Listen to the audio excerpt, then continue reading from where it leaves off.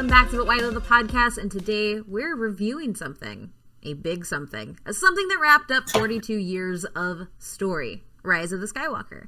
As always, I'm Kate, I'm here with Adrian. Hey, how's it going? And Matt. Hello.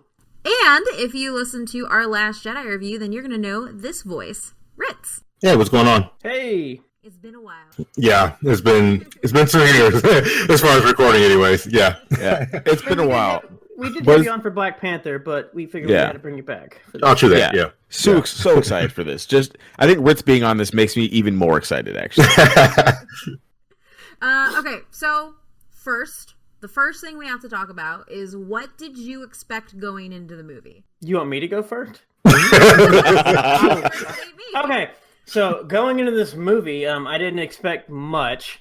Considering if you listen to our last podcast, do not like The Last Jedi. But going in here and watching the trailers, I was kind of excited, but I was also kind of worried watching some of the trailers, what's going to happen. And I probably was very worried, especially when it was announced right off the bat, we're using footage from, like, The Force Awakens in this movie. And I'm like, wait a minute, that's like 2 movies ago. This can't be good. So I was like, that doesn't make any sense. So I was kind of very worried and do whatever, and obviously just because of the last 2 years and whatnot, it was kind of like, and then I was like, well, we'll just see what happens. Yeah, I mean, for me, I'm butts and seats, man, for Star Wars. I mean, what, 2 years? Was it 2 years ago? God, it feels so long ago when we did our whole month of Star Wars stuff leading up. I love Star Wars. Star Wars is like one of my favorite franchises, if not my favorite franchise ever. My literal wedding was Star Wars. I had the 501st walk my wife in. As she walked down the aisle. I need video. Matt and Kate were there. I hope it was fun. We had Star Wars themed drinks. It was a good time. But I love Star Wars. There was things I hated about The Last Jedi and things that I loved about The Last Jedi. So I was very kind of like in the middle. The whole discourse kind of made me like lean towards not liking it. But there's still lots of things I liked. But I love Star Wars, so I'm butts and seats. I love J.J. Abrams, what he did with The Force Awakens.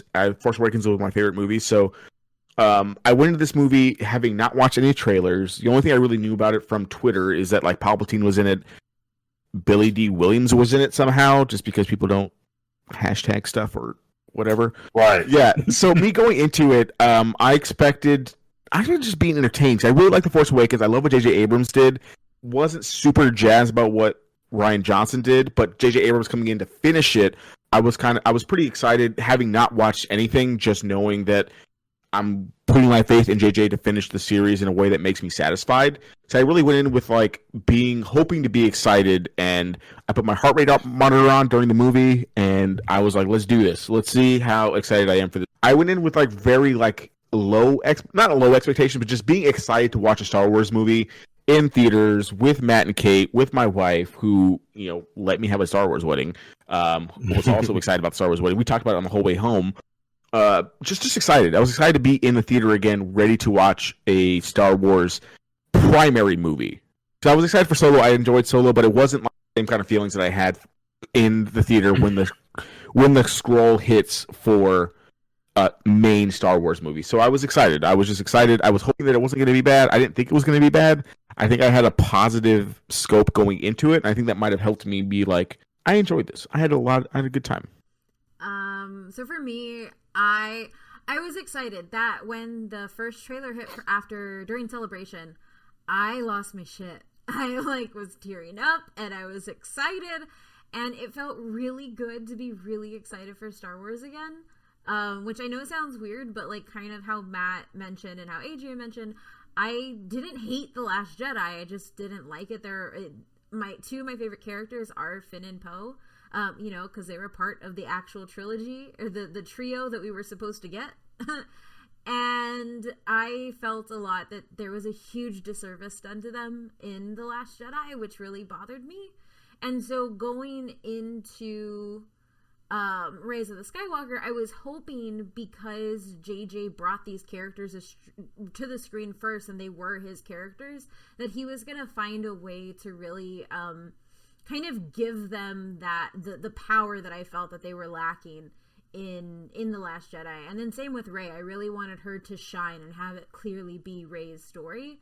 And so I had a lot of hope. I saw the first 2 trailers, And then there was a point where I put myself in a bubble, and I usually don't do that. Like, I don't want spoilers, but I usually don't avoid toys or like critics saying stuff. But I went through and I muted everything once I knew the embargo was going to break. Because I was just, I didn't want what somebody else was thinking to influence how I saw the film, because I'm just very tired and I don't trust this fandom anymore. And Smart. I just wanted to experience something on my own, and I knew I was going to go watch it with Matt and Adrian's wife Stefani, and that's a very communal experience that, like, we were there as a group. Like, there were multiple times that we all looked at each other. So, like, I was just hoping to be happy. Like, I wanted it to be a good Star Wars, and I wanted it to do my boys right. Yeah, and I don't know if she'll plug it because Kate is very humble, but Kate was on 1A, the NPR podcast, and she put like it was a very shortened version of her expectations for the film, where she did a very kind of like eloquent summary of her expectations. So if you are a fan of our like feed, she does a very good job on the 1A of like the Return of a Jedi, the Legacy of Star Wars episode. She kills it and does a very good job of kind of like encompassing her thoughts going into the movie. So if you're interested, go check it out. Oh, thank you. I wasn't going to plug it at all. Exactly. That's why I'm here. All right. Rich, what do you got here? Now, it's been 2 years. Expectations. I will say, I apologize for my kids in the back. Jesus. My God. But I guess my mic is picking up a whole lot more. Anyways, expectations-wise, I lowered my expectations on purpose, specifically because I didn't want to be disappointed. Let's put it that way. You know what I mean? Like, I kind of was like, all right, clearly, because of the outside world kind of influence, I knew that the directors were being influenced by that in some way. You know, Rian and J.J. Abrams, for Star Wars and other things that they've done, are clearly not bad directors. They know something about making movies. You know what I mean? They know what they're doing. But I do feel like they were being influenced by fandom. And that's not a good thing for creators to be influenced by people raging in all kinds of like erratic directions. You know what I mean? So I was like, okay, I was at Star Wars Celebration. You know what I mean? I saw when Ian walked out on stage, freaking blew my mind, because I was keeping my cool until like I heard Palpatine's laugh, and then I kind of lost it. but yeah, I saw him come out, and I was thinking to myself, holy crap, what are they about to do with this? Like, this is about to be freaking huge. You know what I mean? So after Star Wars Celebration, hype levels went through the freaking roof. You know what I mean? I mean, I was already hyped because it's Star Wars. You know what I mean? It's like, it's going to happen regardless. I'm going to be excited regardless, even if I had issues with previous movies or whatnot. It's Star Wars. Like, I'm going to see it, period. You know what I mean? They have to worry about that for me. And even if I have issues with it, at the end of the day, I'm going to, it's like a love, like it's like a bittersweet relationship. You know what I mean? It's like the prequels, we all know, we all have our thoughts on the prequels. But I'm like, you know what? But it's Star Wars, though. You know, right? So that's kind of how I felt like before seeing anything and going into this movie, or expectation-wise, if that kind of sums that up. Yes, basically everybody saw the trailer and they got hype. That's all I got. Yeah. Because the first trailer actually is really good. Yeah, I probably should have watched it before we recorded, because I never watched it. I mean, we're what, 2 years, 3 years into this podcast, almost at this point. I don't watch trailers anymore, especially for things I'm going to see. I literally ran out of the movie theater. We were seeing, I think, Captain Marvel or something. No, we were seeing Endgame. I was Endgame. the restroom and Adrian's just. Oh yeah, I was like, oh hey, how's it going? Yeah, Endgame. I ran out of the movie theater because I didn't want to see the trailer. But I was still hype for it, like, because it's Star Wars. Like, how are you not hype for a Star War in your thing? And I think with Palpatine coming in and knowing Palpatine is in, I think I'm a little hype because I do the Palpacast with a few people on the But Why The Network. You can find it at butwhythepodcast.com, where we talk about how cool Palpatine is. And I think this movie really encapsulates how cool and really how badass that character is, whether you like it or not. Palpatine is a gangster. So this is where we're gonna like do the strong spoiler alert. We're going to get into spoilers here. So you've been warned. Don't get angry at us. No fanboy raging. So walk in the movie, you see the movie, you watch the movie. When you leave, who was your favorite character from that film? Like who do you think like hit you the most?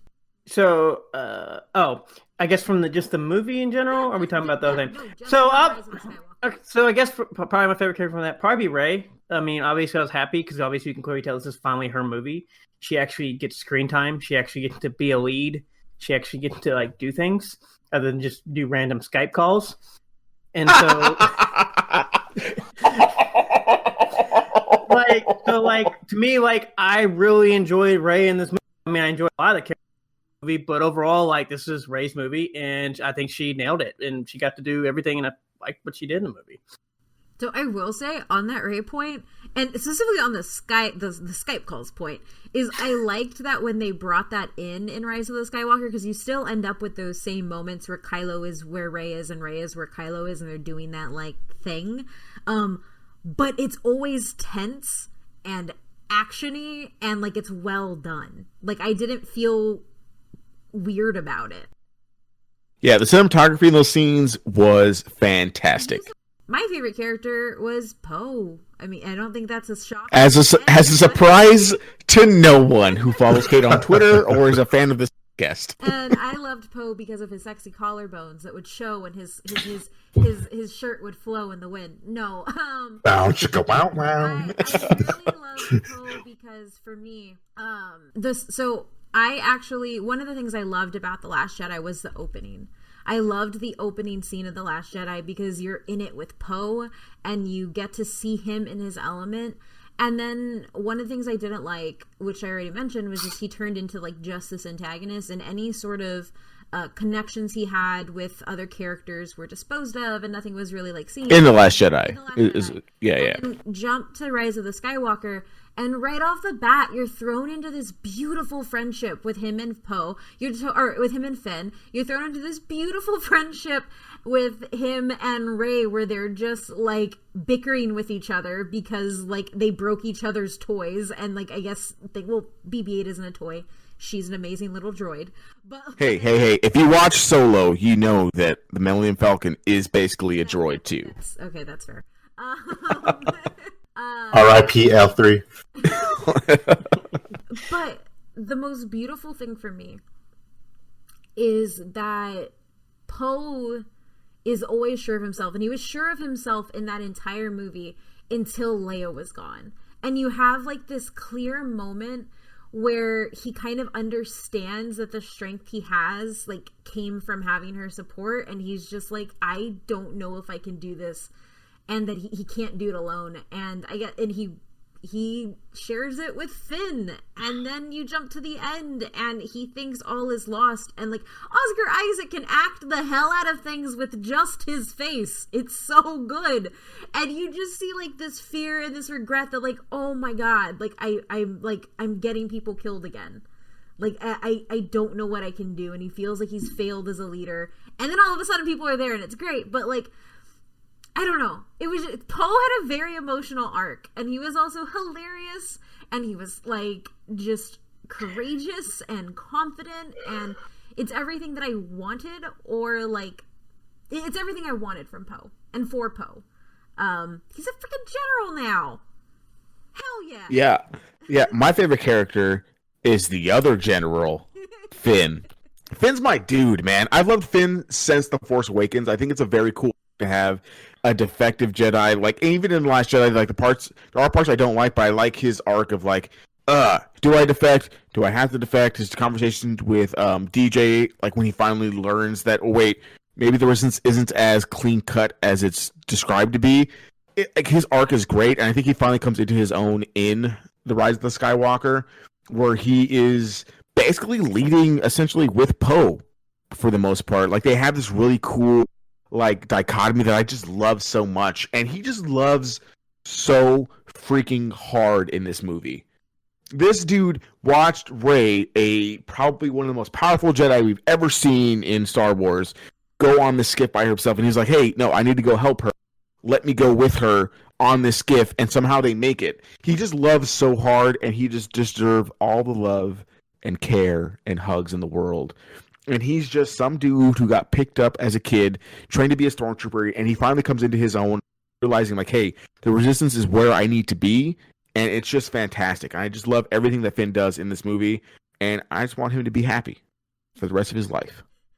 And this is not to say that I don't like the other characters, but Finn, I just love Finn. I think Finn is great, and he just needs all the happiness. So I'm going to cheat a little bit. All of them. We're going to cheat. All of them, no. No, I'm going to cheat a little bit. So you guys know that I read everything Star Wars, all right? I read Resistance Reborn. I read Spark of the Resistance, which are the two books that lead up to this. I mean, there's some other ones, too. Vi Marati's book, some Batu stuff, but that was mainly for the theme park. I mean, because it's canon. But but in general, I read like every Star Wars thing, and I read Poe's entire comic series and everything leading up to this. And Poe was the first comic that actually, or the first anything Star Wars that gave us a little bit of insight to things, not a lot, but a little bit of insight to things after The Last Jedi. Like it showed like Finn and Poe and Rey on a ship together, like talking and stuff. And I was just like so excited. I was like, oh my god, this is like after. Like this is the newest thing, like after The Last Jedi, you know. So Poe, I think, as far as the franchise, is definitely my favorite franchise character. I know we're not supposed to talk about the franchise; it's supposed to be just this movie. However, he made such an impact in this movie, and then when you add in Resistance Reborn, especially, he was the main character in that book. He's reaching and grabbing and trying to do everything he can to spark the Resistance. You know what I mean? That was his whole thing. Spark the fire, you know, that will burn the First Order to the ground or whatever. And he does that in that book. Like he's trying so hard to like go to a different planet to say, hey, join us, and like he gets shot down almost every time. And it's like he talks to Maz, and Maz kind of sort of shoots him down. It's like all these different things. I know it's not the movie exactly, but when you read that stuff and then lead into the movie and then watch him in the movie, that was him still trying to do that, trying to do every possible thing against all possible odds. And it was freaking huge. Like Poe, like it was huge.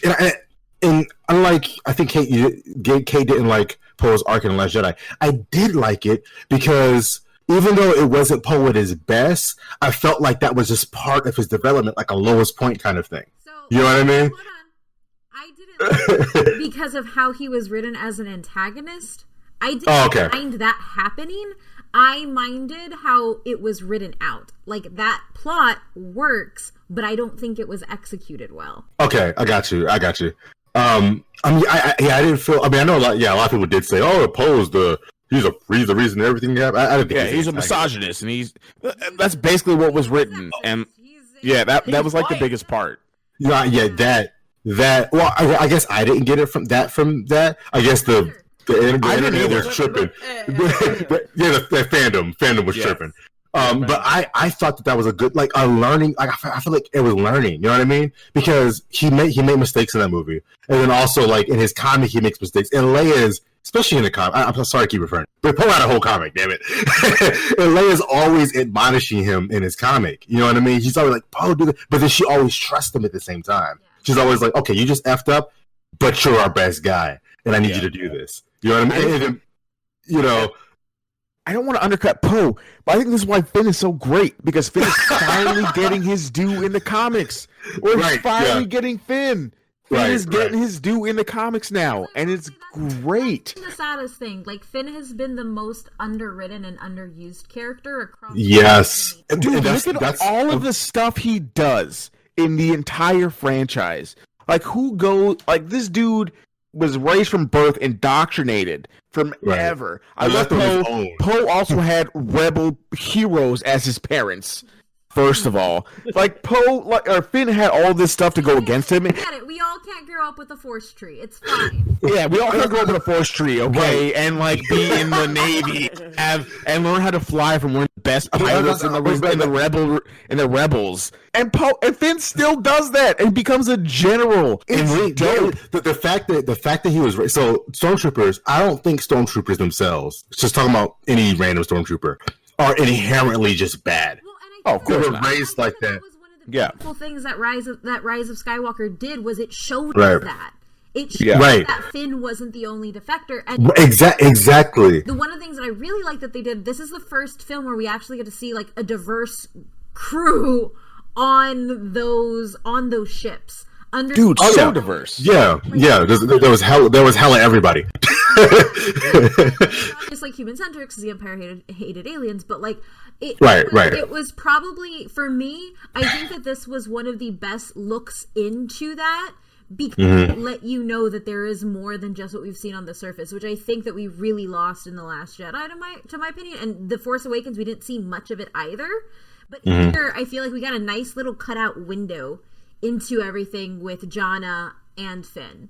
And like Jannah kind of like reaffirming that like there are more Finns out there. And I don't want to like cut off people who haven't read the comics, but Finn grew like in The Force Awakens, and I know we're talking about like that in general, but Force Awakens, when you have that traitor line with that stormtrooper who's like, traitor, that was like Finn grew up with that dude. He grew up with that dude in the comics. Like those dudes went through like the academy as kids, and like that dude was indoctrinated, but Finn had this pull or that feeling that we see in The Rise of Skywalker that some people feel to like be, hey, wait, this isn't right. But the traitor, TR whatever, 88, whatever they decided to make his name, like didn't have that. Like it's the pull to like the dark and to that morality thing that I don't think that is touched on enough when it comes to the First Order Stormtroopers until this movie. So what you're saying is we need a First Order movie. Give it to me. I'm down. You see it in Star Wars Rebels. Again, I don't want to go back to the whole other thing. But Star Wars Rebels goes into that. So we're going to talk about Rise of the Skywalker, or we're going to talk about comics and other stuff? Hold on. Okay, before we go into like the favorite character part of it, or like the favorite mode of this, look, this is the capsulation of everything that's happened in the Star Wars universe as far as like when Disney took over. This includes the Clone Wars. This includes Star Wars Resistance. This includes Rebels. It's a whole culmination of the Star Wars or the Skywalker arc. And I'm sorry, this includes the books. This includes the comics. This includes the shows. So when you get that stuff, that's why you have Ahsoka, why you have Kanan, why you have all these other people. Oh, don't give me Star Wars. Don't show up in the movies. It's bigger than just the movies now. I'm sorry. It's bigger than the movies at this point. This podcast is just that movie. I'm saying, but this movie is also a end point on everything we've seen up to this point. All right, let me make some comments on the character thing. Get to that point. Hold on. Let me make some comments on the character. All right. So I mentioned I was cheating a little bit because Poe. Well, that's a lot of cheating. That was Adrian's fault. Here, okay? That's Adrian's fault. Dang it! All right, you cheated first, and I was like, "Oh, we're cheating." Okay, no, because Poe was like, he was my favorite in the movie because of how much he was built with all the other lore. However, Rey was also my favorite, specifically for the movie because of how much her arc, how much she learned and what she went through in this arc. She was clearly dealing with a lot of stuff, and that was one of the lines, and we'll get into some of my issues with this particular film, but that was one of the lines that held true through the movie, was her arc specifically. You know what I mean? Like she was able to, like, with everything that she was told by Luke in The Last Jedi, going into this movie, she was able to struggle with that a little bit. Her whole thing with finding out being Palpatine and using the Force lightning by accident, and all of that stuff, it kind of came, she was struggling with it. You know what I mean? It wasn't like, oh no, I talked to Luke and now I'm just this badass Jedi like Luke was in Return of the Jedi all of a sudden. I'm not knocking on Luke. I'm just saying, like, he walked into Jabba's palace like a beast. Like, yo, what's up? You know, and Rey was still trying to figure it out in episode 9. You know what I mean? And I liked that she was still trying to figure it out, because that's what the legacy of, that's what a Jedi is. You're always learning. One of the best things about Yoda's arc, Yoda is the oldest in most I'll say learned or experienced Jedi. And every time you see Yoda in any arc, whether it's a TV show, comic, whatever, he's always learning. Every single one, because Jedi, the way you're supposed to be is to never stop learning, and that's what Rey's doing in this movie. I felt like Luke did that in Episode 8. He was learning some things, and then in Episode 9, Rey was still learning things. You know what I mean? And I hope that theme continues on. So yeah, it's kind of Poe and Rey for different reasons, but yeah, that was my cheat. So I was gonna say, so for most part, like I did enjoy a lot of the characters, but from this movie specifically, I just thought like Rey did the best. Which obviously this is her movie. I did like that we got Finn more in this movie. Like Finn was my favorite going in here, and it was Rey that he actually did something besides get assaulted, like he just did all last movie. But like finally seeing them to actually do something, and like seeing everybody like seeing the trio together, because I actually did like all three, Poe, obviously Rey, and then Finn in this movie, and then we had some of the back side characters actually play nice, decent roles for what they were doing. But like, it was finally good to see like all of them, and just from the movie alone, I think because it is a Rey movie, it seems like is why I pick her as my favorite character. But like, that's not to like knock and say some of the other characters like, oh, they were just there. Yeah, I think Finn and Poe actually were great in this movie as well. Because I think also, like, as a whole, I think anywhere the camera went in this film, I think it went with intent, and I think it went like, I also really appreciate, because I hate Kylo Ren, and a lot of that was actually, so a lot of that he's a bad guy. Well, he's a bad guy. But like, a lot of that was from The Last Jedi, because The Last Jedi made him, there were just things about him where he turned like super freaking whiny and super annoying and like, all that, whereas like in The Force Awakens I just felt he was like this badass. This goes conversely to like Rey just left him in a forest to die in the forest. And now in The Last Jedi she's like, oh, let's touch hands, oh, you don't have a shirt on, this is perfectly normal. And this one, I got that antagonism between them. There was, and it wasn't, which is why one of my least favorite parts is the kiss. Oh my God, we'll talk about that. I think that his transformation from Kylo to Ben, I think, was done really well in this film, because at the end of the day, Star Wars has always been about redemption. And Star Wars has always been about hope.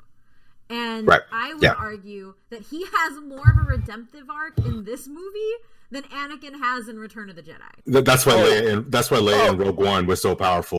Exactly. Where she showed up and she just said hope. Like that touched my soul, because I was like, oh my God, that's Star Wars. It's important things, which is why like I do like I walked in hating Kylo Ren. I walked out liking Ben Solo. That I think that's perfect. That's exactly. I want more Ben Solo because he was so good as Ben Solo. So speaking of Kylo Ren, was everybody okay with the redemption arc thing? Yes. Did you like it? Not like it? Okay with it. I thought it was much better in this movie. I was worried about how they were going to do it, but I think it went well. I think people are like, "Oh, and I'm sure fan service will come up at some point when we do this episode." Oh, there was hell of fan service. I got words about that. But I'm a fan, and I like to be serviced. So seeing Han Solo being like, when he's like, "Dad," and he said, "I know," dog, I fell in my seat. Like, at first, I was thrown off by it, but then you realize he's speaking, like he's literally saying the same words he said to him in The Force Awakens, because he is a memory like that. Like he had both of his parents intervene with him. Like that. Yes, at the most important moments of his life. That's powerful. We need that. Oh, I wanted to see Hayden Christensen. First of all, y'all don't deserve to see Hayden Christensen after all of the stuff, all of the shit y'all gave him after the prequels. Hayden Christensen, y'all don't deserve him. You don't deserve him. Don't deserve him. Y'all don't. I'm sorry. Okay, hold on. I'm not saying y'all as in like Kate Ritz and Matt. I'm saying the overall Star Wars fandom doesn't deserve Hayden Christensen's acting because he does a pretty good job of being a whiny little asshole. He plays a fantastic whiny teenager. Okay, y'all don't deserve him. Okay. Cut out. Next thing, Ritz, what we got here? Why would it cut out? That's a perfect point. Because people on the internet are like, why didn't Hayden Christensen show up? Why wasn't he a Force ghost? That's why, because y'all don't deserve him, and he doesn't deserve to be there. I need both Ritz and Adrian to lower the gains on your mics. Oh, my bad. I'll lower the gain. My bad. God damn it. Okay, so I'm getting hype, so I'm talking louder. My bad. I know, y'all just keep trying to get hype, and I'm like, one, I've already had to turn my volume down, and two, we're getting sidetracked. My thoughts on the redemption arc. All right. Should the redemption have happened? Yes. Did the redemption happen properly? Not really. And the reason why I think that, or I feel that way, is because all of Kylo Ren's redemption was internal. You gotta think about it. Everything he did was still effed up. Like, he was still killing people at the beginning of this movie. Everything he did was still effed up. He was still horrible all the way until he realized, oh, Rey healed me. Like, and my mom died. Right? Like, you know what I'm saying? He was still, I mean, don't get me wrong, the whole arc, yeah, internally he was struggling. Internally, we saw the thing with his dad, and then we saw the thing with his mom in Last Jedi. And then here... I want him to go save some fucking Tatooine orphans, like, in between. No. Hold on. I didn't say the redemption arc was horrible. I'm just saying that as far as a person being redeemed, he didn't do anything prior to him casting off the Kylo Ren. He didn't do anything prior to when he cast off the Kylo Ren the title. You know what I mean? He didn't do anything but realize that, oh snap, my mom died and Rey saved me. Like, that's kind of like what woke him up. And I was cool with that, don't get me wrong. But he was still a horrible person all the way up until that point. You know what I mean? Struggling, and we could see it, but still horrible all the way to the point. His actual redemption came when he gave his life at the end, which I was cool with that. That's a fantastic point, because Darth Vader to the rest of the universe, still a terrible person. Yeah, that's the thing. Darth Vader was horrible. Still a terrible person. Until he threw Palpatine into the. He still literally murdered that village at the start of The Force Awakens. Still a terrible person. Darth Vader is still a terrible person, but he still gets that redemption. No, I'm not saying the redemption was bad overall. Deserve it, though. I'm not saying the redemption was bad overall, and it was better served by the fact that he died as a result. Yes. If he didn't die, that would have been like, what the F. I'm not saying that it was bad. I'm just speaking on it. You know what I mean? Yeah. Like the fact. I just want to voice the fact that Kylo Ren was horrible, just like Vader, up until the point of, oh, I love somebody, and oh, this person has passion. Kylo Ren was a Star Wars villain, is what you're saying. Right. Like Kylo Ren realized that there's a such thing as compassion when Rey healed him. The same way that Vader realized there's such thing as compassion when Luke threw down his lightsaber and all, and he was getting burnt up by Palpatine. You know what I mean? So yeah, there was the similarities there, but I just want to note the fact that Kylo Ren is still an effed up person to right people's minds. Okay. Could I ask a sub question? Is Kylo Ren's redemption better than Vader's? No, it's about the same. I think Kylo Ren's is better than Vader's because he has the whole moment with his dad. Yeah, Vader's just like, oh, hey, my son I knew about last movie is getting force lightning. Maybe I should kill this guy. Or like Ren has this interaction with his dad he killed.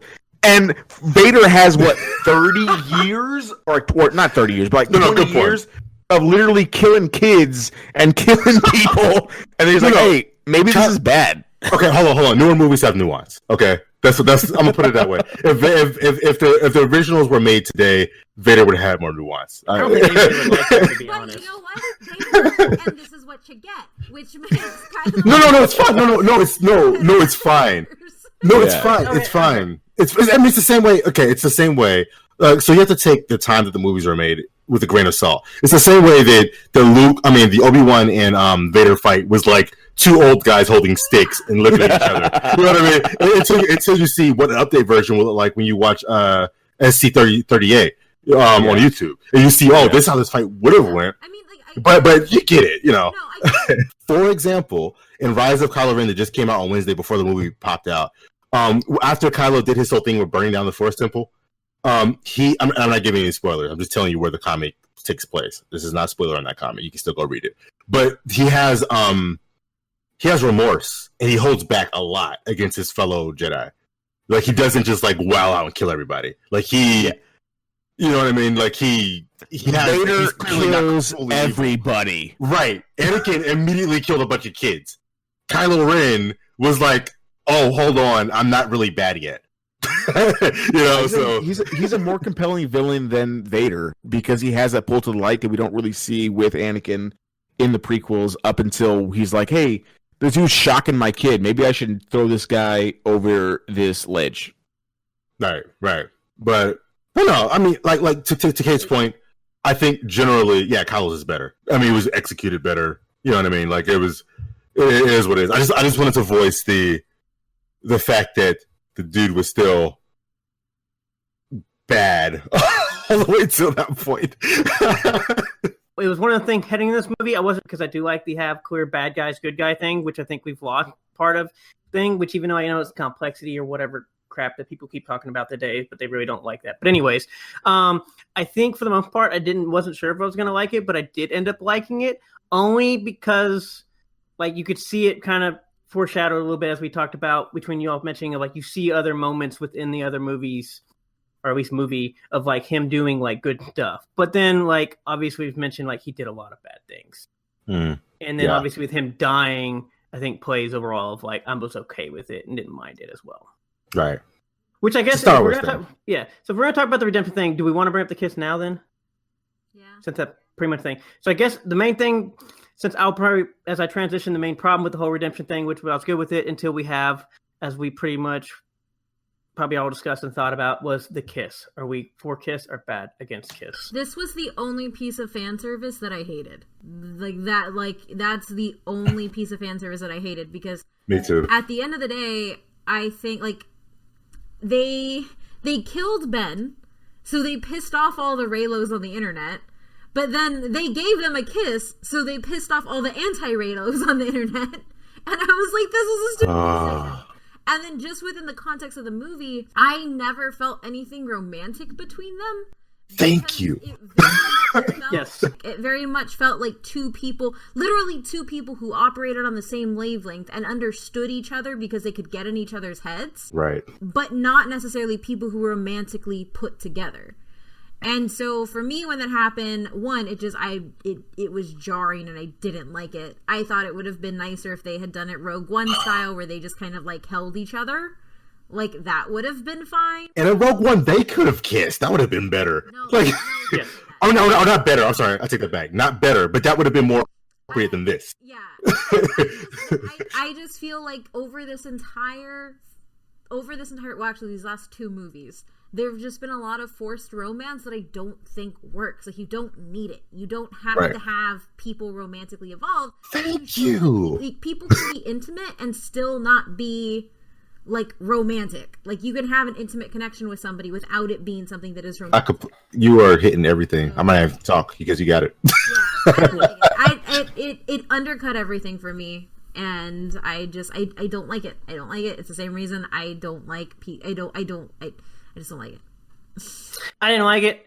I thought it undercut, and probably the only thing that like I was all up to the redemption arc until it happened, and I was like, oh, that.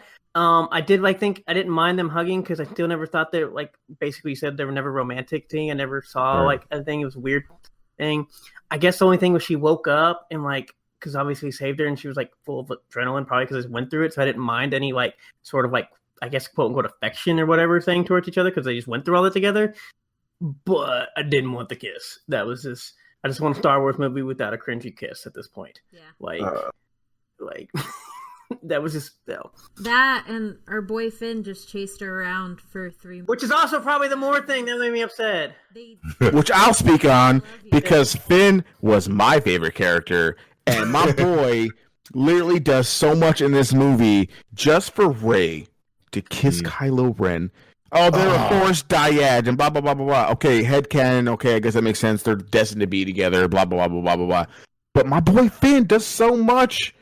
Literally was like, hey, Rey, before we die, I have to tell you, and then get sucked into a hole. Right. And you don't let it happen. And that's the only reason I have a problem with the kiss, because I'd rather that kiss been with Finn. Yeah. Yes. Yeah. Or, if like, it's going to be a kiss, it should have been with Finn. It should have been with Finn. Honestly, I'm 100% with Kate. There shouldn't have been a freaking kiss.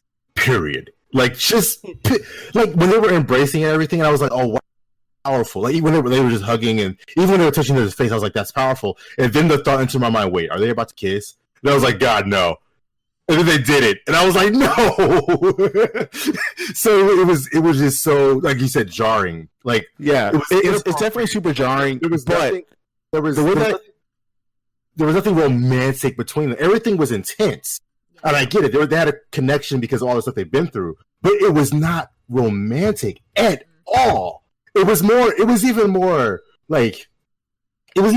akin to siblings than romance. To be honest, that's what I thought more of to be him. Yeah, and my issue with this is the way that I rectify, and I've been thinking about it all day. The way that I rectify like that kiss is that one, Leia and Luke kiss in the 5th movie. Oh God, it's gross. It's weird.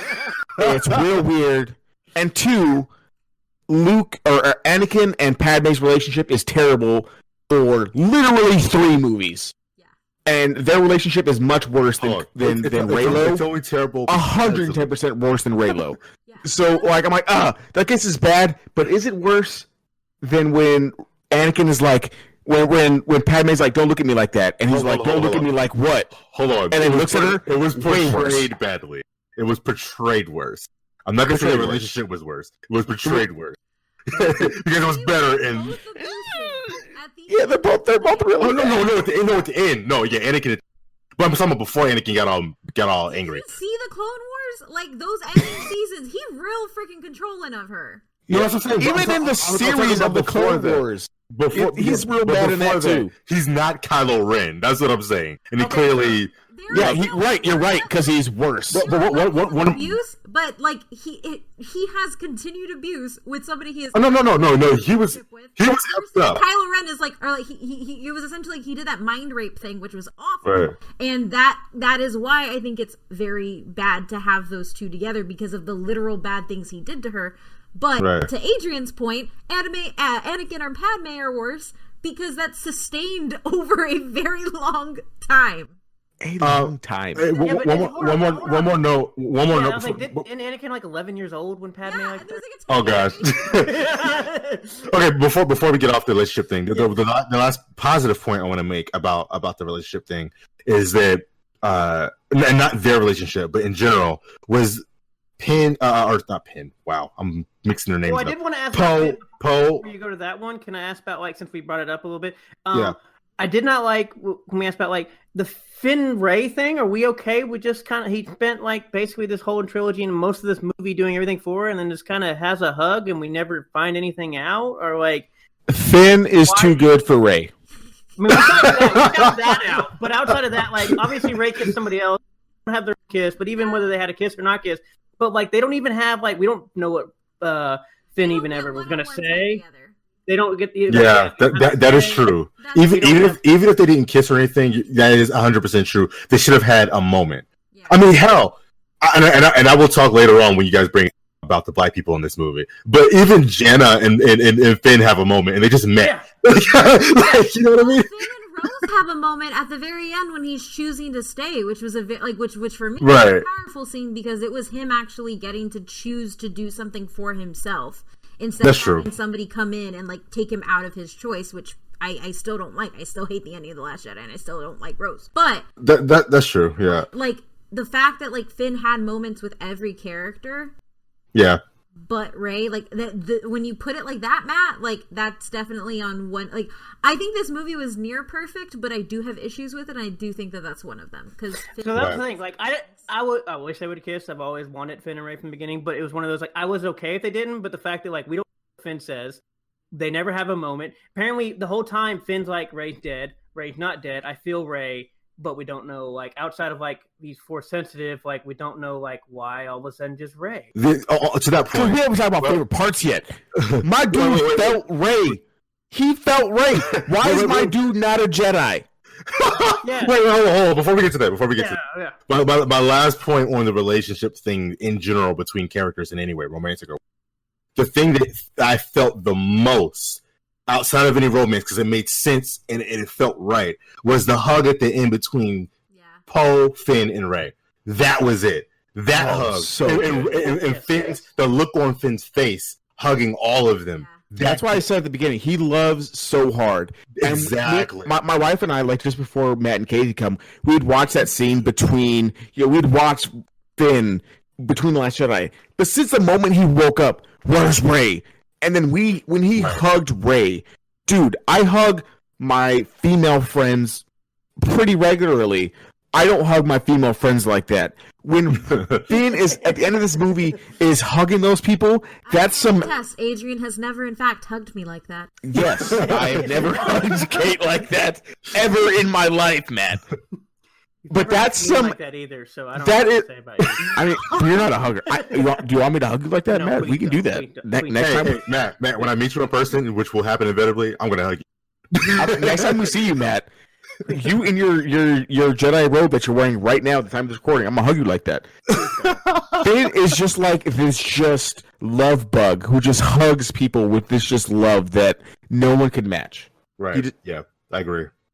That end scene, and can we talk about favorite parts now? Because I think that's my favorite part of the movie. Yeah, okay. That's my favorite part of the movie. When Finn is looking around, watching all of these people kiss, and you have that interracial, you have that the lesbian kiss, and you have like all this other stuff, and you have all these people like embracing each other, and Finn's just looking for his two friends to just hug. Right. That's a beautiful scene. Yeah, that was powerful. Beautiful.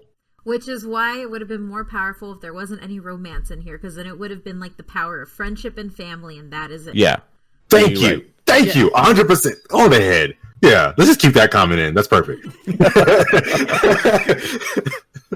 So I guess obviously that was your favorite moment stuff. Like, what is, I guess, everybody's kind of favorite moment, whatnot, of this movie? I do want to start with my favorite moment, and it wasn't even in the movie. It was in the movie theater of this movie. Because I'm gonna talk about Adrian because it was such a great theater moment. I don't care. So one, we look and we decide they come in there and they look to Rose saying, "Hey, are you coming?" And they go, and she goes, "No." And both Adrian and I blew out this big sigh of relief. And funny, we did it so loud, we both heard each other and looked over and just laughed. And we both went, deep breath. And then we kept going. And it was just like, because it looked like they were going to kiss, and me and Matt were like, "Are they going to do it? Are they going to kiss right now?" And they didn't, and it was just very relieving. Yes, it was great. But and the other part? Oh shit! Oh, we're going to talk about the other part because the other part was pretty good too. I think we had a really good there as well. Which one? When Luke was like, "Yeah, I messed up by leaving everybody," and me and you looked at each other. Was like, "Was that a dig?" Yes, that was. Was that a dig at the last movie? I'm not really sure. Yeah, I'm not really sure. It was because he kind of delivered that line as like a very like direct like. Deliver it. Kate, I don't know how Kate felt, but I know, Adrian and I felt like it was a dig. The way Mark Hamill delivered that line, it felt like it. I also don't think that it was a dig, because if you look at the progressions of different Jedi, including Yoda and Rebels, Yoda acknowledges that his fear... This is in Rebels. Sorry. Yeah, I brought it up too. But there's precedent for older Jedis realizing when fear has controlled them, because facing your fear is the big point in this movie. I'm saying always learning. Yeah, you're always having to learn. And I think at the time, like we knew, Luke thought it was a good idea. And at that point, he realized that it was not. He should have kept fighting, and he gave up. So, yeah, but he should have learned that from Yoda last time. The reason I thought, when I looked at Adrian, was one, it's literally what we saw in the last movie to down. We get Porgs, we get the island, we get everything. And then Mark Hamill comes out with the complete opposite. Yeah, that was a mistake. That's a line. I haven't seen the movie again, so I don't know. But he was like, "Yeah, I messed up. I shouldn't have done that. You're right. I shouldn't have done that. Get out of here. What are you doing? Go help your friends. Did you hear Poe at the beginning of the movie? What are you doing?" So, I don't take issue with that much. They're different directors, and they. I didn't. Things. It wasn't necessarily taking issue. It was just one of those. It was talked about. The second time, Adrian and I both looked right at each other yeah. When we talk about favorite parts of the movie, when in the beginning you're like, that's an experience. I don't have that experience with anybody else. I think but Matt. I think in that movie, and we had that moment twice, and I think it was beautiful. Yes, that was our own moment. Yeah, that wasn't a movie moment. That was mine and Adrian's moment. But I guess moving into favorite moments, you mentioned Adrian somewhat. Your favorite moment, if you want to go a little bit more. Finn and force sensitivity? Yes. Yeah, for sure. When he felt that, I lost my mind. But I've been saying since the first movie, this dude wields his lightsaber like he is a Jedi, and I would love for him to be one. I think he feels that pull to the light the same way that Kylo feels that pull to the light. And I don't know what that is other than kind of some sort of force sensitivity. We don't have seekers going out to find kids anymore. So I think force sensitivity is like a much broader sense now. And when he felt that, no one else felt that other than Finn. How does he feel that moment happened with Rey dying? When all the Jedi are dead, Leia's dead, you have no other Jedi, but Finn feels it? How? How do you explain it other than Finn is force sensitive? So I didn't like it. And I didn't like it not because of them making Finn force sensitive. I didn't like it because it was incongruent with previous movies. To me. And I think you're wrong. No, I'm serious. I'm serious. Because they purposely, so they gave us the bait and switch in 7, right? All the trailers look like, oh, Finn's the guy, and then they like took it away and made put Rey to that was disappointing.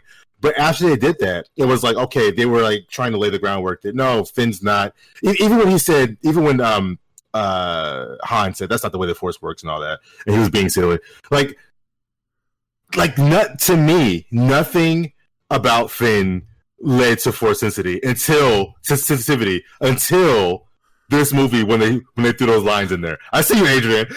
Until this movie when they threw, and I thought shoehorn. I didn't like it.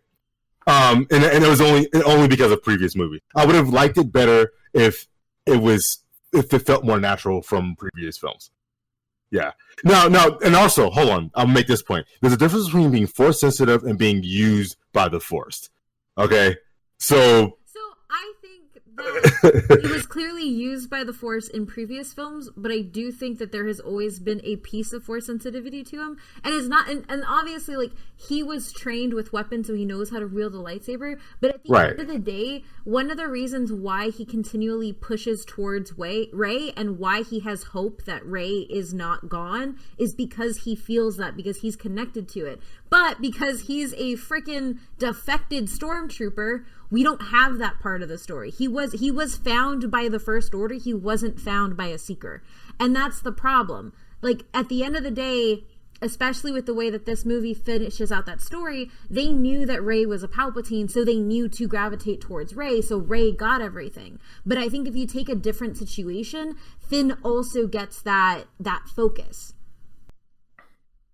Kate, I love you. I would have put... Okay, let's put it this way. I would have put hints in prior films. And this is not any one director's fault. I just think that in general... It's one director's fault. No, come on. but I think it lays the groundwork in The Force Awakens. No, you're right. They're not. It's not in the very heavily. They're Last Jedi. I mean, he could have gave Maz Kanata could have gave the lightsaber to Chewbacca.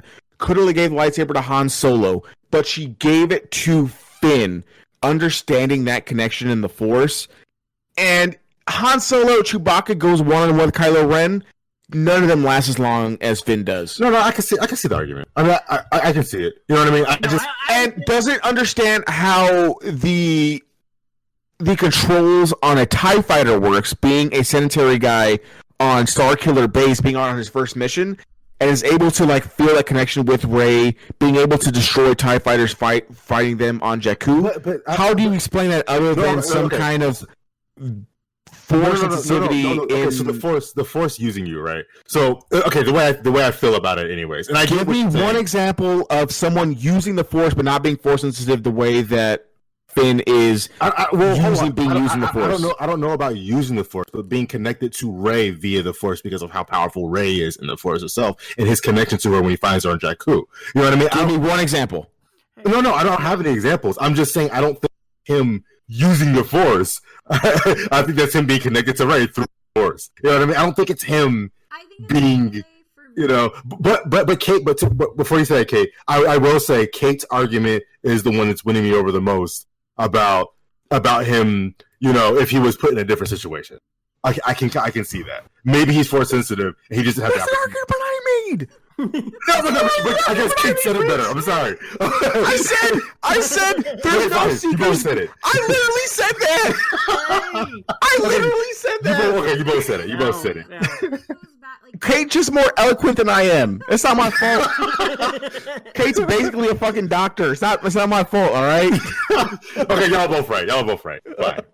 She's force sensitive. Okay. Well, what? Go ahead, Matt. I was gonna say, for one, I mean, obviously didn't like it. That's fine.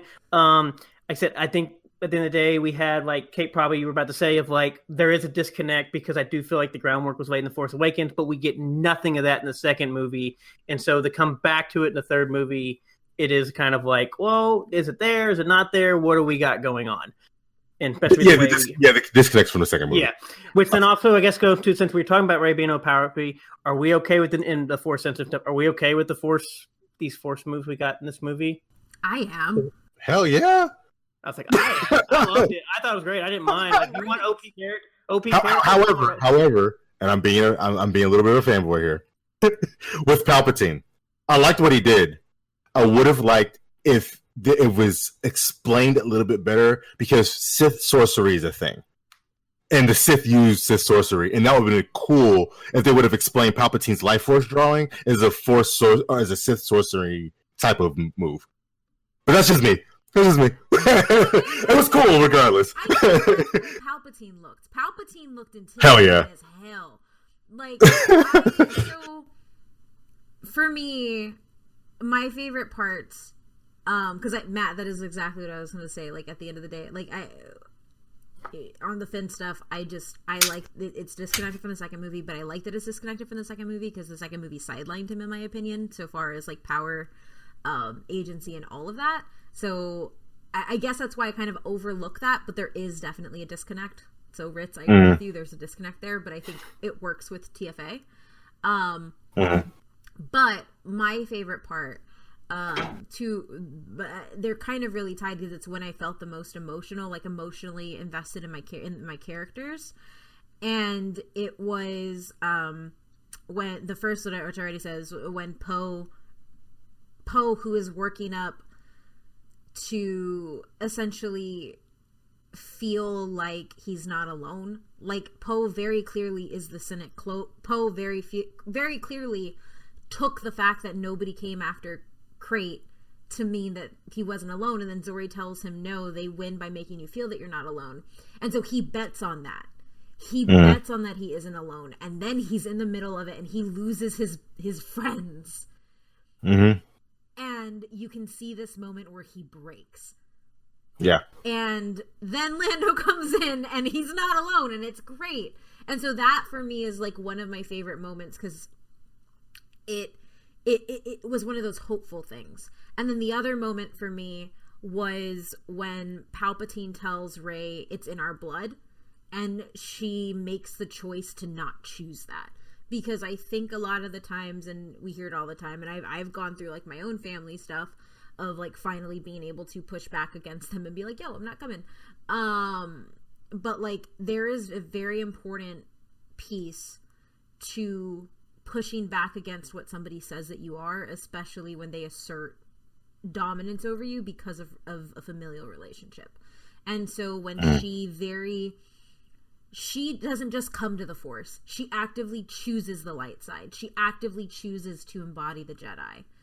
And that, for me, is a very, very important and very, very emotional moment in the film that I really liked. Yes, which I guess I was going to, like, obviously bring up the Force stuff of, like, was he, but no, the moment of basically, I don't have to like my toxic family or my toxic family bloodline, and I can choose my actual family. It was... Yeah. Great. Overall, I guess we're going with favorite movie. I do want to stick on the Force thing. I was glad to see the Force back in some weird... I don't mind the flips. I'm sorry. I like the flips. They were dope. I know some people didn't like it. But obviously seeing lightsabers being used, seeing the Force being used, getting back to like what I enjoy about Star Wars of that. I'm sorry, I just don't care about blasters. Like, I can get blaster at anything. Blasters. But... Chewie's crossbow. Yeah, but like overall, just being able to see what we got to see more of, like an actual, like, you know, some of the new Force stuff we saw, between whether it be the labeling stuff, the healing properties, or then like I guess would it be, I don't even know what you would call the movement of objects at this point outside of telekinesis. But telekinesis. I don't know. Yeah, but I don't know if that's like, is that it's Force usage. Yeah. But I guess back in the old computer game on PC was called Force Pull. I know that's what I'm saying. I guess the problem I have with the telekinesis definition is that's when you pull something, but you can see something versus the last thing. It just appears from one location to another. I don't know if that's the same. Yeah. you talking about their connection. Yeah, about that force dyad stuff. That was new. Yeah, that was new. That was new. Like I said, obviously telekinesis. Yeah, I got that. I meant the transfer of atoms from one place to another place. Yeah. That was interesting. I like that, and I have thoughts about that too. But we're talking about things we like right now, so I won't say about that. Good points. I think at the end of the day, there's lots of things to like about this movie. And I think it's hard to pinpoint one thing that you like. This was the best thing about the movie, because I know watching the movie with Kate was losing her stuff, as was I. As I look over at her, I'm like, Kate, did you see that thing? I think there's a lot of things to love about this movie that I don't think we had when we watched previous movies. Yeah. I disagree to an extent. What you got, Rich, for us? All right. So first, I will say there is not one moment in this movie that just wowed me. Like, holy crap, that was it. The way that a couple of moments in The Last Jedi did. The Last Jedi, there was a couple of moments that was like, holy crap, that was freaking awesome. There were several, okay, you guys play card games, or have played card games, right? There's commons, uncommons, rares, epics, and legendaries, right? Okay. Last Jedi had at least one legendary moment. And then maybe the rest were rares and uncommons and stuff like that, right? This movie had a lot of rare moments, but no legendary moments to me. You know what I mean? What was the legendary moment? I'm just curious, to be honest. Like for example, the in Last Jedi, the Holdo thing. I knew he was gonna say it. I mean, it was. But it was. Cinematography I knew it. more than No, it is. No, that's not. I'm talking about just holy crap moments. So that was cinematography, not story stuff. Okay. Yeah. Just I didn't have any moments cinematography wise where I was just oh my god, in this movie. I wholeheartly agree with you. I think that your feelings are valid in that moment, but I had a lot more legendary moments in this movie than I did in. Well, hold on. Let me finish what I'm saying, because there was rare and epic moments, though. You know what I mean? You know what I mean?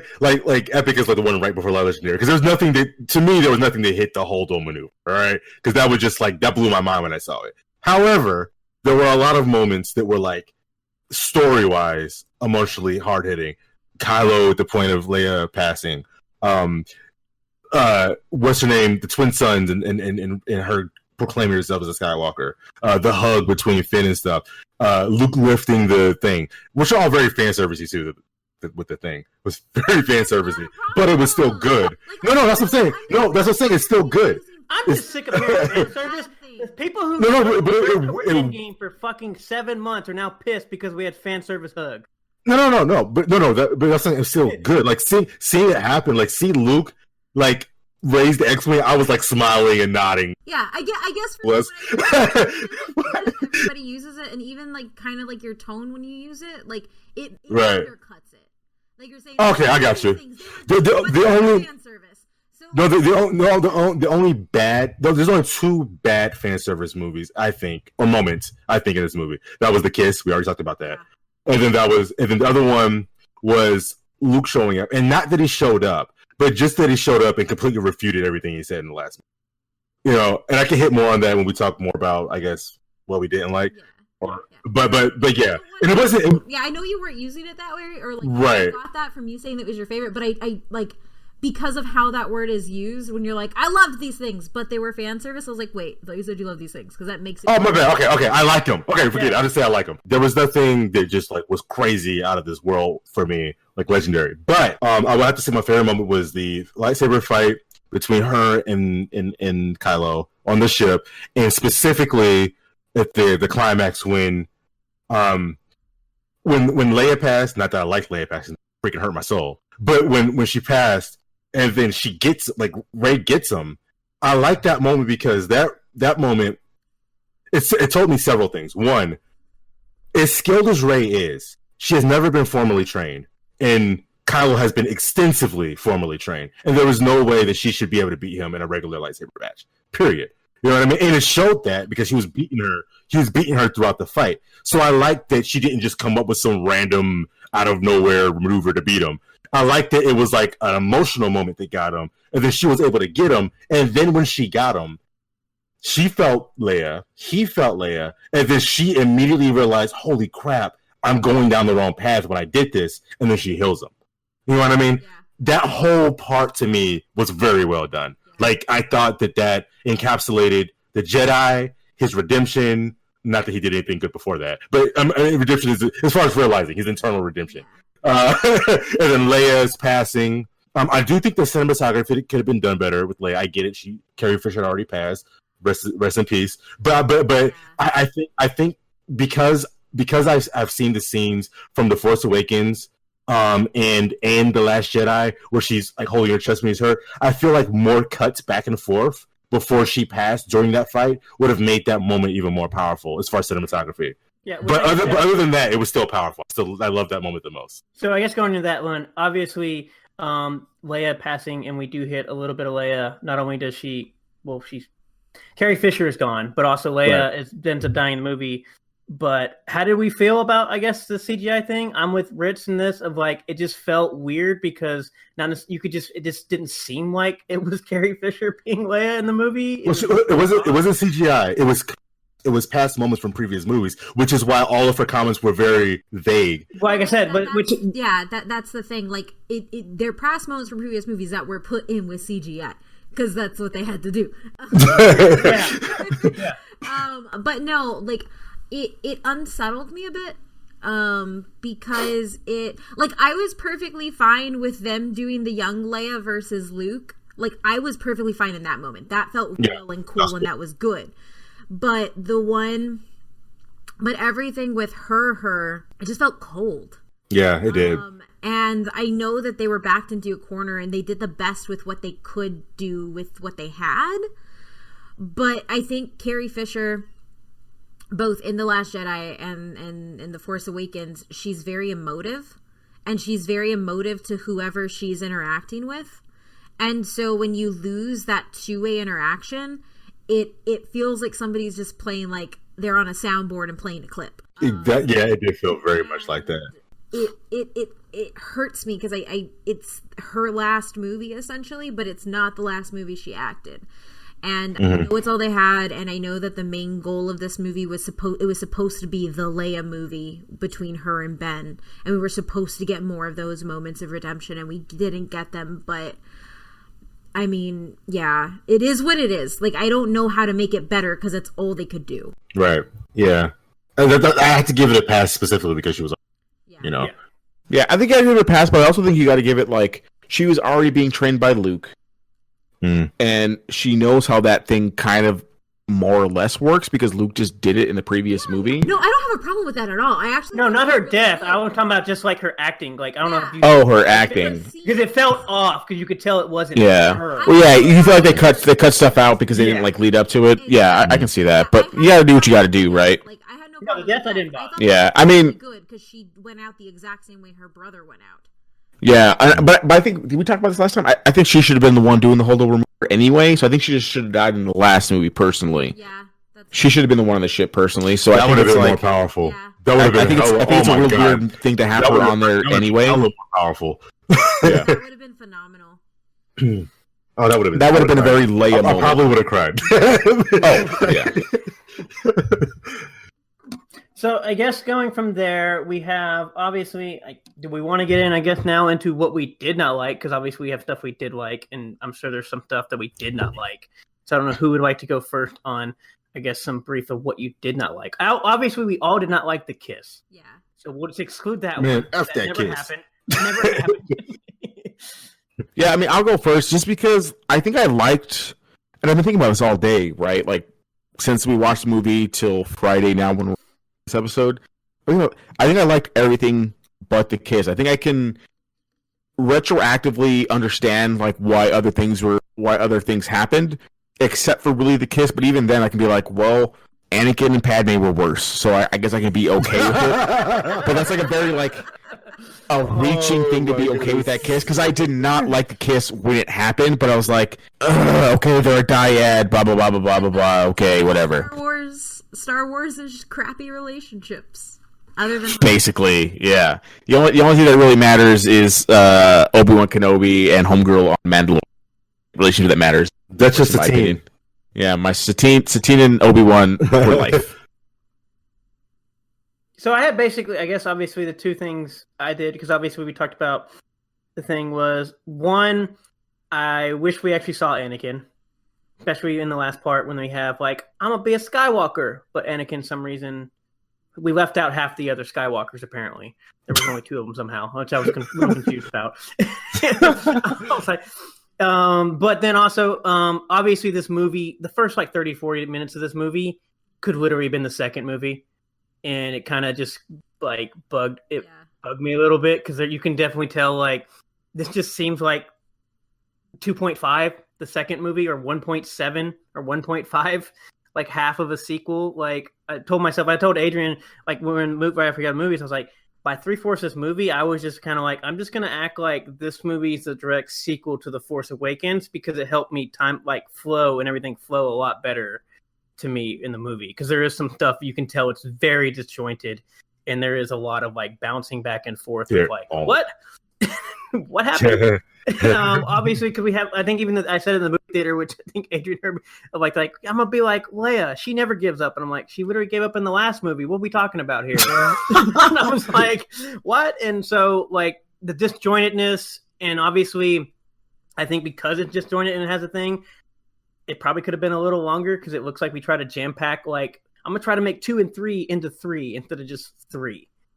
And so, like, I do think it kind of thing, because it is fast paced. It's a very fast paced movie. I actually like it.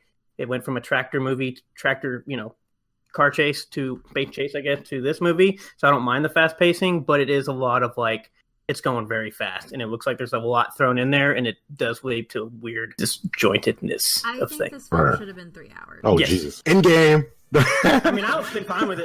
The Lord of the Rings movies. Like, You're right. Yeah. I think that it had been spread out a little bit more, but I also think that at the end of the day, and like I've talked about on the podcast before, I'm a horror fan, so I'm used to getting 2 really good movies and then a third director coming in and taking over the IP and making it completely bad and not connecting with anything else. Like, I can name so many horror movie franchises that do this. So when they announced Rian Johnson initially, I was very worried, because when you're doing a trilogy format, you need at least one person staying consistent through all 3. It's going to control the making decision, because if you don't, you're going to end up with issues. And I love Rian Johnson. Like, I actually love him as a director. Like, you interviewed him in Austin. I did interview him for Knives Out, and I love Knives Out. Yes, she did a great job. And the man does a great script. But I like, and this isn't a knock against him, it's just a knock against the fact that I believe that there should have been one person controlling that story, because whether George Lucas wrote and directed each of the original trilogies, he was still consistent throughout each of them. He was controlling the narrative that was being put throughout each of the movies.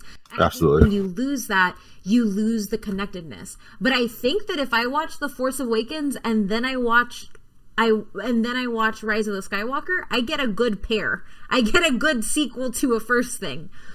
Which is sad overall, because like I didn't like The Last Jedi, but I am sad that I'm not gonna that I don't feel like I have a solid trilogy, and I'm like, I already know that there are people who love The Last Jedi who think that this wasn't a solid movie, so they don't get a solid trilogy.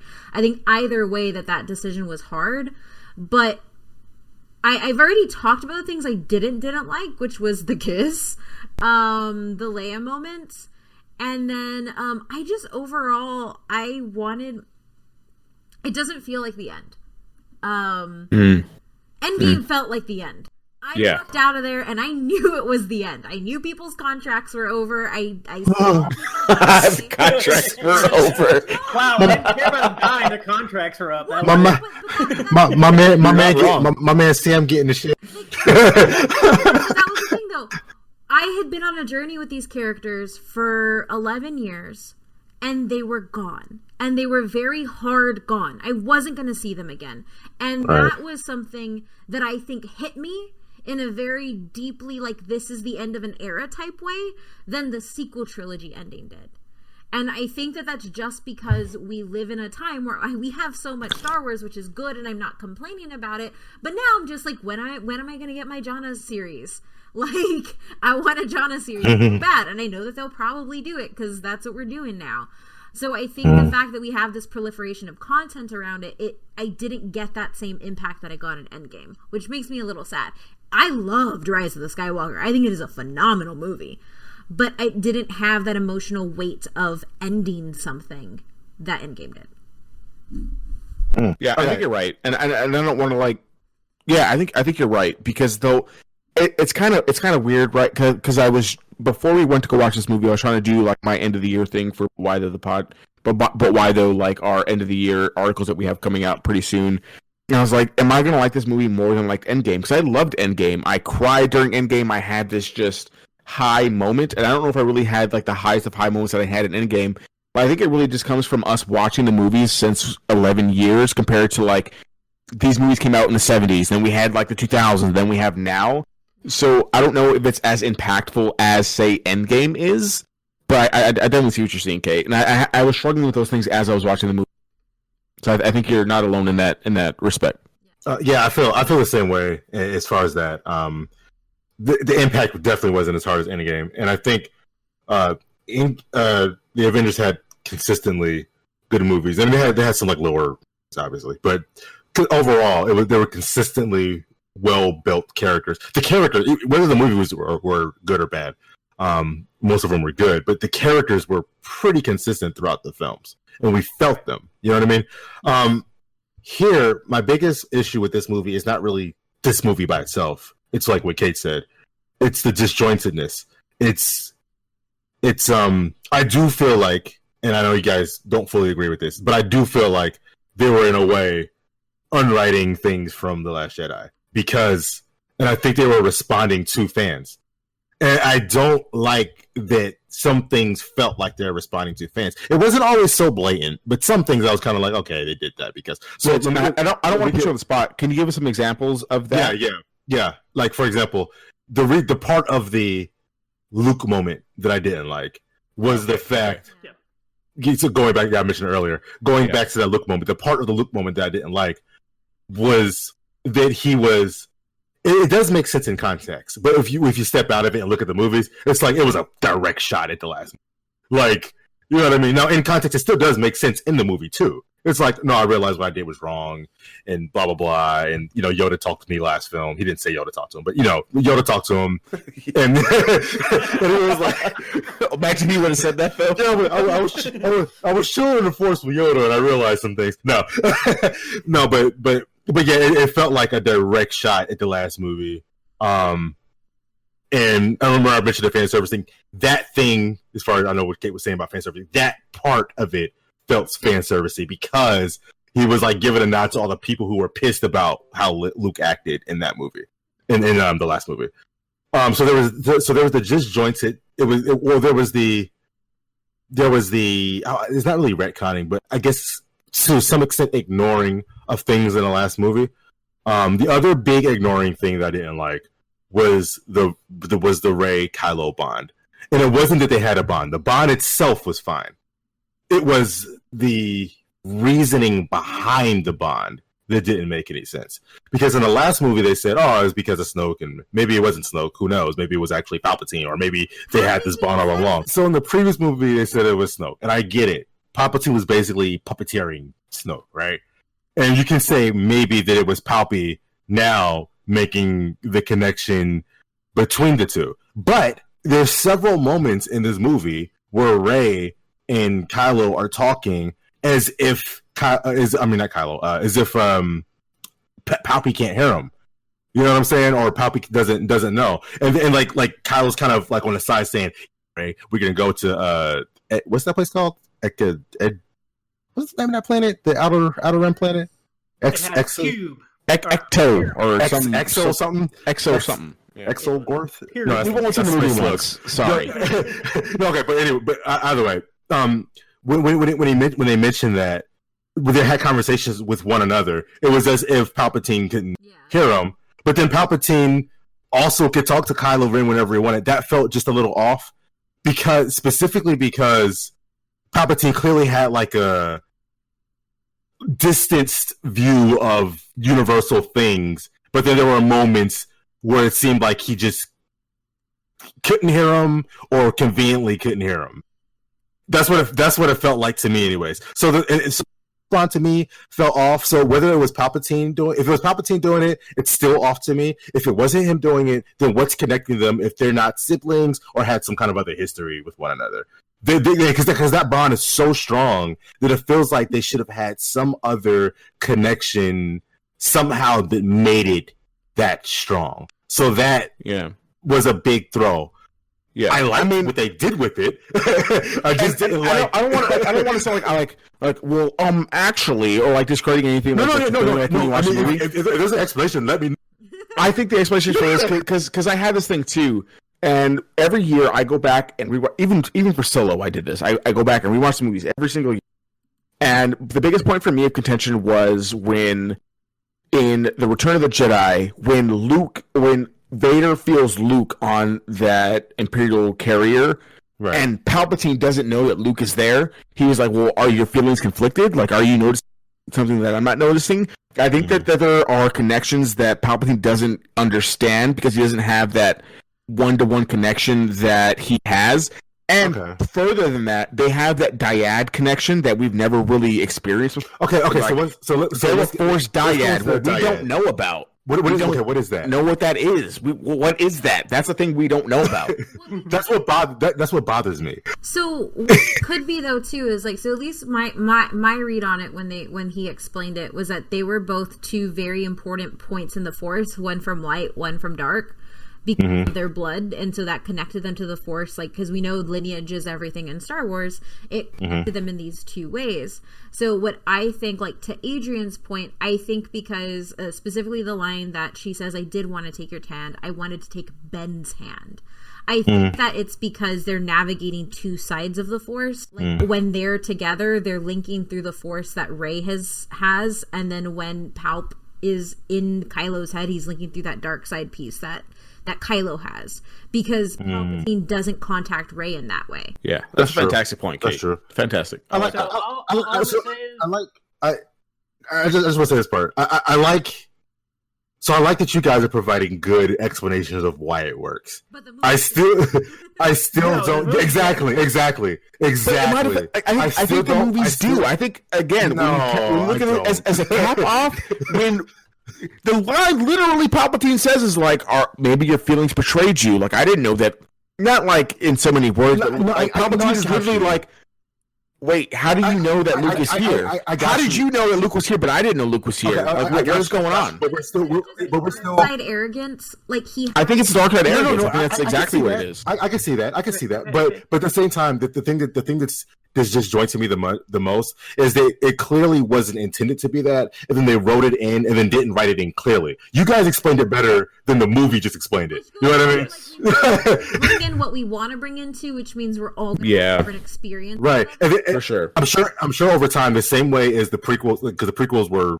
We know the prequels weren't that great. So the prequels weren't, but there's a lot, but at this point, there's a lot of in-between stuff like movies or books or whatever that fills in that makes it make a lot more sense. And I feel like over time, we will get that with these two. Yeah. And it's just the same way you get, if Kate or Adrian ever becomes a Star Wars writer, and you guys write that into a comic book, then it'll be excellent. But at this point, it's still it's just disjointed, like where it's too odd, and it's just fresh. You know what I mean? The movie just came out. Over time, I think it'll. Yeah. I don't agree with because I read it differently. I don't agree with that point, but I do agree with the point that stuff just wasn't explained because I felt like in The Last Jedi, and I do think like with Holdo, like I do think that we is a film. Because it is not just for the diehard Star Wars fans who read everything, like the films are like Matt. As Matt raises his hand, as y'all can't see. I'd like to talk in this episode because I'm the person who actually and maybe the games that we don't care about the games. All I thought for the thing was I thought they were different Skype calls. That's all I thought it was. Oh my god, this is Skype calls. Okay, you're right. Okay, finishing up real quick. I'll hit the points really quick. All right, same thing as Kate said because she already mentioned it. Disjointed at the beginning. Very disjointed.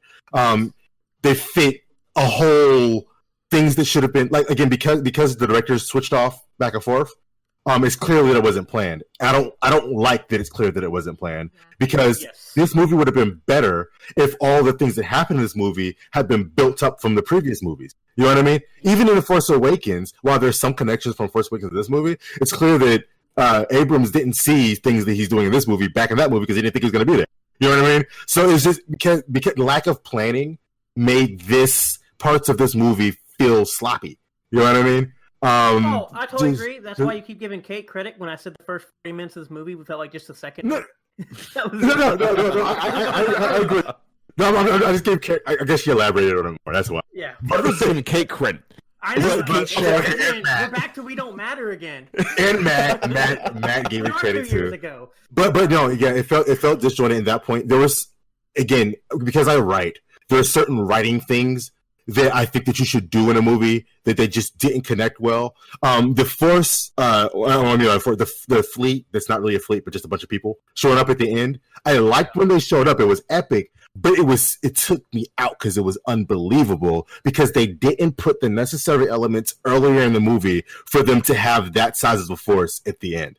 So don't worry, I wasn't going to I was like, apparently they're just sitting in this unknown place with no resources. They built a fleet somehow. Like we just had a container. No. They did say what happened. They said what happened. They said that, okay, we're gonna have Lando go around and go to different planets and talk to these different people or whatever. No, I'm talking about like the actual Final Order fleet.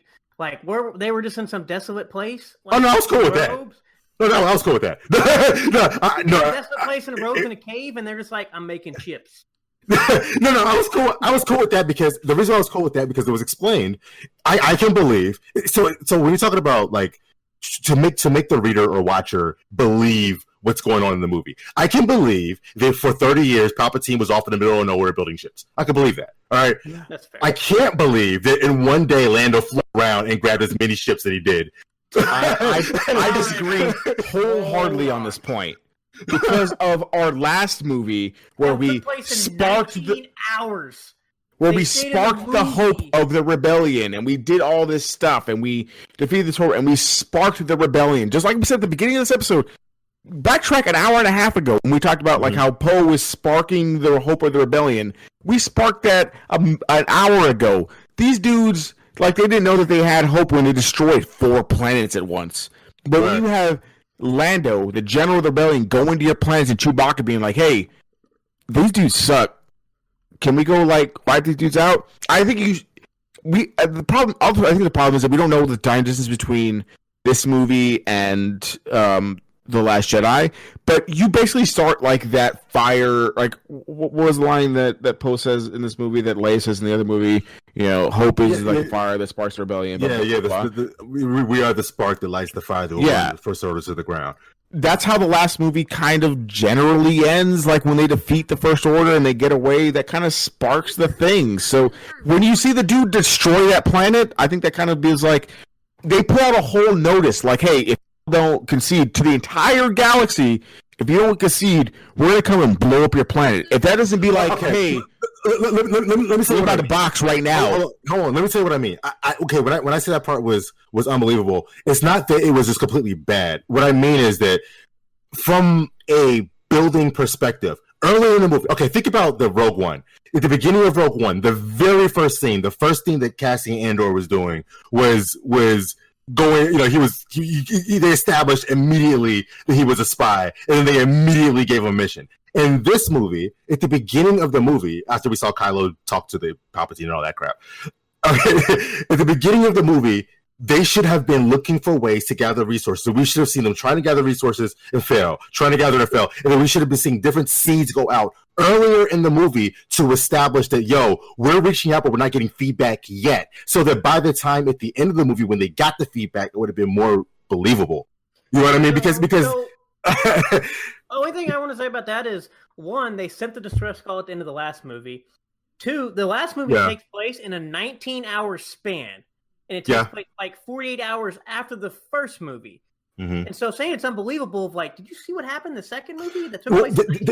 They just didn't put. No. What all I'm saying is believable. It could have been solved by a couple of lines or a couple of scenes of just showing the effort to do it.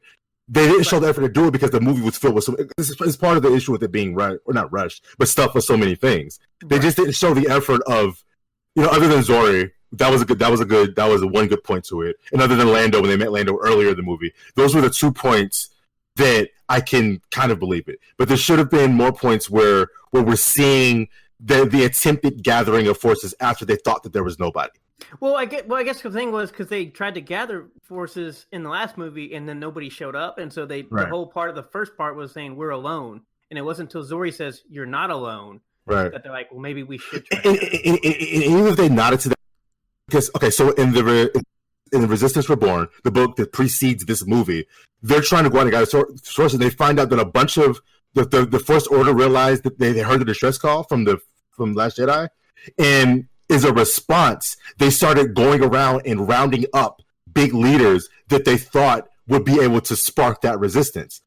If they would have at least nodded to something, and not to the book directly, but nodded to the fact that, hey, we found this rebel leader and this rebel leader and this rebel leader, and you know what I mean? We're trying to see if we're going to get a response from it, and maybe we didn't get it until the end. That would have been better than just all of a sudden, because near the end, in the third act, beginning of the third act, that's when they said, oh yeah, Lando's going to fly around and gather everybody up. You know what I mean? And then in the final act, everybody shows up. It felt like from that point, it was just in the last act, as opposed to them gathering people throughout the whole. To be fair, did you like it when Avengers Assemble happened? No shit. Yes, but that made more sense though. What? How? No. Across the world. No. No. They come from a whole ass other planet. And then you have which means which means Doctor Strange and Wong went to every single sanctum that they have and went to every single area, then coordinated with all of their people to then go get all of the other that still made that still made more sense. 5 minutes. No, that still made number one, Doctor Strange has number one, Doctor Turtles. But that made more sense because they were already aware of the battle. You know what I mean? As opposed they were to gone for 5 years. Being dusted. That's not. 5 minutes, these random ass wizards come up and say, hey, Yeah, guys, no. Seriously, they were all no. Seriously, they were already aware of the battle before they were dusted. That made more sense to me than. Not all of them. I get it to. I get it to an extent. Asgardians. I get it to an extent. Look. I get it to an extent, but number one, Doctor Strange has portal. Number two, most of them were already aware of Thanos and this thing going on. Come on. They were already 10-minute span from the moment people get snapped back to the moment everybody starts coming back. It's not 10-minute movie span.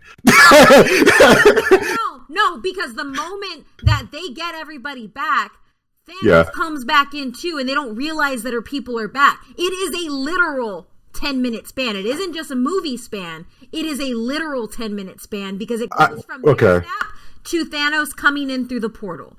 I still hold to the fact that all of them already knew of the threat, as opposed to the entire galaxy being afraid of the First Order and not responding to the call to begin with.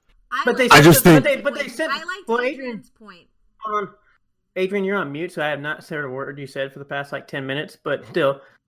Yeah, Adrian, go ahead. Oh shit, I've been going crazy for ever, which is probably a good thing. I know, that's why I let you say on mute before you. I was like, he might actually have a point now without yelling. Yeah, I think the issue is that, one, my biggest problem with The Last Jedi was you have this feeling of hope and all of this stuff, and Leia's like, hey, send my signal, people will come to my signal, and nobody comes, and then the point that no one wants to talk about, Leia literally gives up in The Last Jedi. She says, there's no more hope, the rebellion's extinguished. Literally, that's what she says in the movie. If people would have come to help them in The Last Jedi, the thing that happens in The Rise of Skywalker would have been much more believable, but still believable considering the fact that in the book that you referenced, people heard the signal, and they also see Hosni and Prime get blown up. They see Kajimi get blown up. They hear Palpatine's signal across the universe. The opening scroll Also, did you all know that you only hear actual Palpatine's message in the Fortnite release of whatever they did? Really? Yeah, Kate's face. That's crazy. Sums up my feeling. Like, I'll show it to you after this thing. There's like a whole message. The whole message that they say at the beginning of the crawl is like a thing that happens in like the Fortnite whatever. It's fine. It's like one line. Fortnite is canon. But like people hear that across the entire galaxy. You're telling people don't hear that and be like, we went through Palpatine for 30 goddamn years. We're not down to do this again, and people aren't going to show up for that. Are you telling me that's what happens? Okay, so I mean, I get it, but to me, it just felt too quick. It just felt like. But I agree. It feels too quick. But it comes from what you said earlier. Where there's one person who should have been throughout the entire thing. I think is like the biggest issue. It kind of the overarching issue that you mentioned earlier. Yeah, it's not this single movie's fault. It's exactly. And I think that's the problem. That like people want to make it's this movie's fault, but it's the entire trilogy not being one person. Because if Rian Johnson would have did episode 7, episode 8, episode 9, I think the trilogy would have been better overall. Yes. But if Rian Johnson would have did 8, 9, or 7, 8, 9, also would have been perfectly fine too. Because Rian Johnson, like you said at the very beginning, excellent director, can do a movie, but if he would have done 7, 8, 9, we would have been much happier, I think. And they clearly were at odds. Like the two, they clearly had disagreements. You know, the directors they like each other, but they. At the end of the day, this was J.J. Abrams' thing. J.J. Abrams started it. J.J. Abrams finished it, and then he had to put together what somebody did in the middle. Whether you like it or not, you can say, "Oh, disrespect, do whatever." Guess what? If I make a project that I start and I have to finish it, but I have somebody that did this whole middle part, I'm still gonna be pissed. That's how all projects work. But I guess moving from that, I guess the problem is, obviously, we've been kind of going back and forth with issues we have, which obviously at this point, whether it's this movie, the previous movie, how is this saga? And we talked about even the disconnect of like the ending and the social impact, which obviously probably could be either a real life time gap or just the fact that we have no idea in this thing of. Do you think this trilogy is actually going to hold up? Because honestly, looking at it, like right now, I feel like we have 1 and 3 that could kind of be put together with a 20-minute episode, and then we have a spin-off holiday special called The Last Jedi that kind of throws in a little extra. Whoa. Hey, bro. Everything else doesn't. Hold up, man. We ain't talking about the holiday special, all right? Don't let me, bro. But the point I'm saying is like the 1 and 3, if you take out 2, kind of blend together, and you can see it kind of going together, and then 2 kind of very disjointed. Yeah. And so do we actually think this is going to hold up over time? Because I honestly don't think it will, to be honest. Like, we may all see it cool, but I don't know about honestly, I do think it will. And the reason why is because right now, when you first see a movie, you will nitpick the hell out of it. It's just a natural thing. I mean, right now, when I first saw this movie, I was thinking about all the things. I'm like, well, this doesn't make sense. This doesn't make sense. And then another thing I didn't really mention, I won't harp into too much, is it's clear that J. Abrams have read no freaking comics or books. I didn't say Rian Johnson didn't read anything either. He probably didn't either. We're talking about 9. We learned that from the Kenny of Star Wars. No. And this is not a knock at them for not reading either. But it's clear that they didn't read them because there's so many things about the lore of the Jedi that were introduced between the movies, a little bit in 8, that just weren't hit on. The whole idea of what the Jedi were meant to be, the basic concept of, I won't say the Gray Jedi because that's not right. It's not really the Gray Jedi, but that middle ground idea of this, like what Luke was introducing in 8, like that was kind of steered away from. And I get it because it's a different director. So, but like because those things were ignored, that made it feel a little bit disjointed to me. But when we take a step back from it and we watch this movie a few months from now, or we watch the whole trilogy a few months from now, I think that generally all those nitpicky points will have less of an impact as they are having it as it is fresh. At least for me, anyways. I feel like we'll clearly see that 8 did some different things than 7 and 9, but generally it all goes together. You know? Yeah. I think over time it'll be fine. I think I agree with you. I think I agree with you to some degree. I think that a lot of the points that people have issues with this movie, I think, as much as J.J. Abrams kind of did like his finishing to his movie, to Matt's point, I think he improves on a lot of, or he takes what Rian Johnson did and kind of improves on it a little bit. Like, oh well, the Jedi did a bunch of things. They literally burned a Jedi tree with a Jedi text in The Last Jedi. Yoda lights that thing up on fire and was like, "Hey."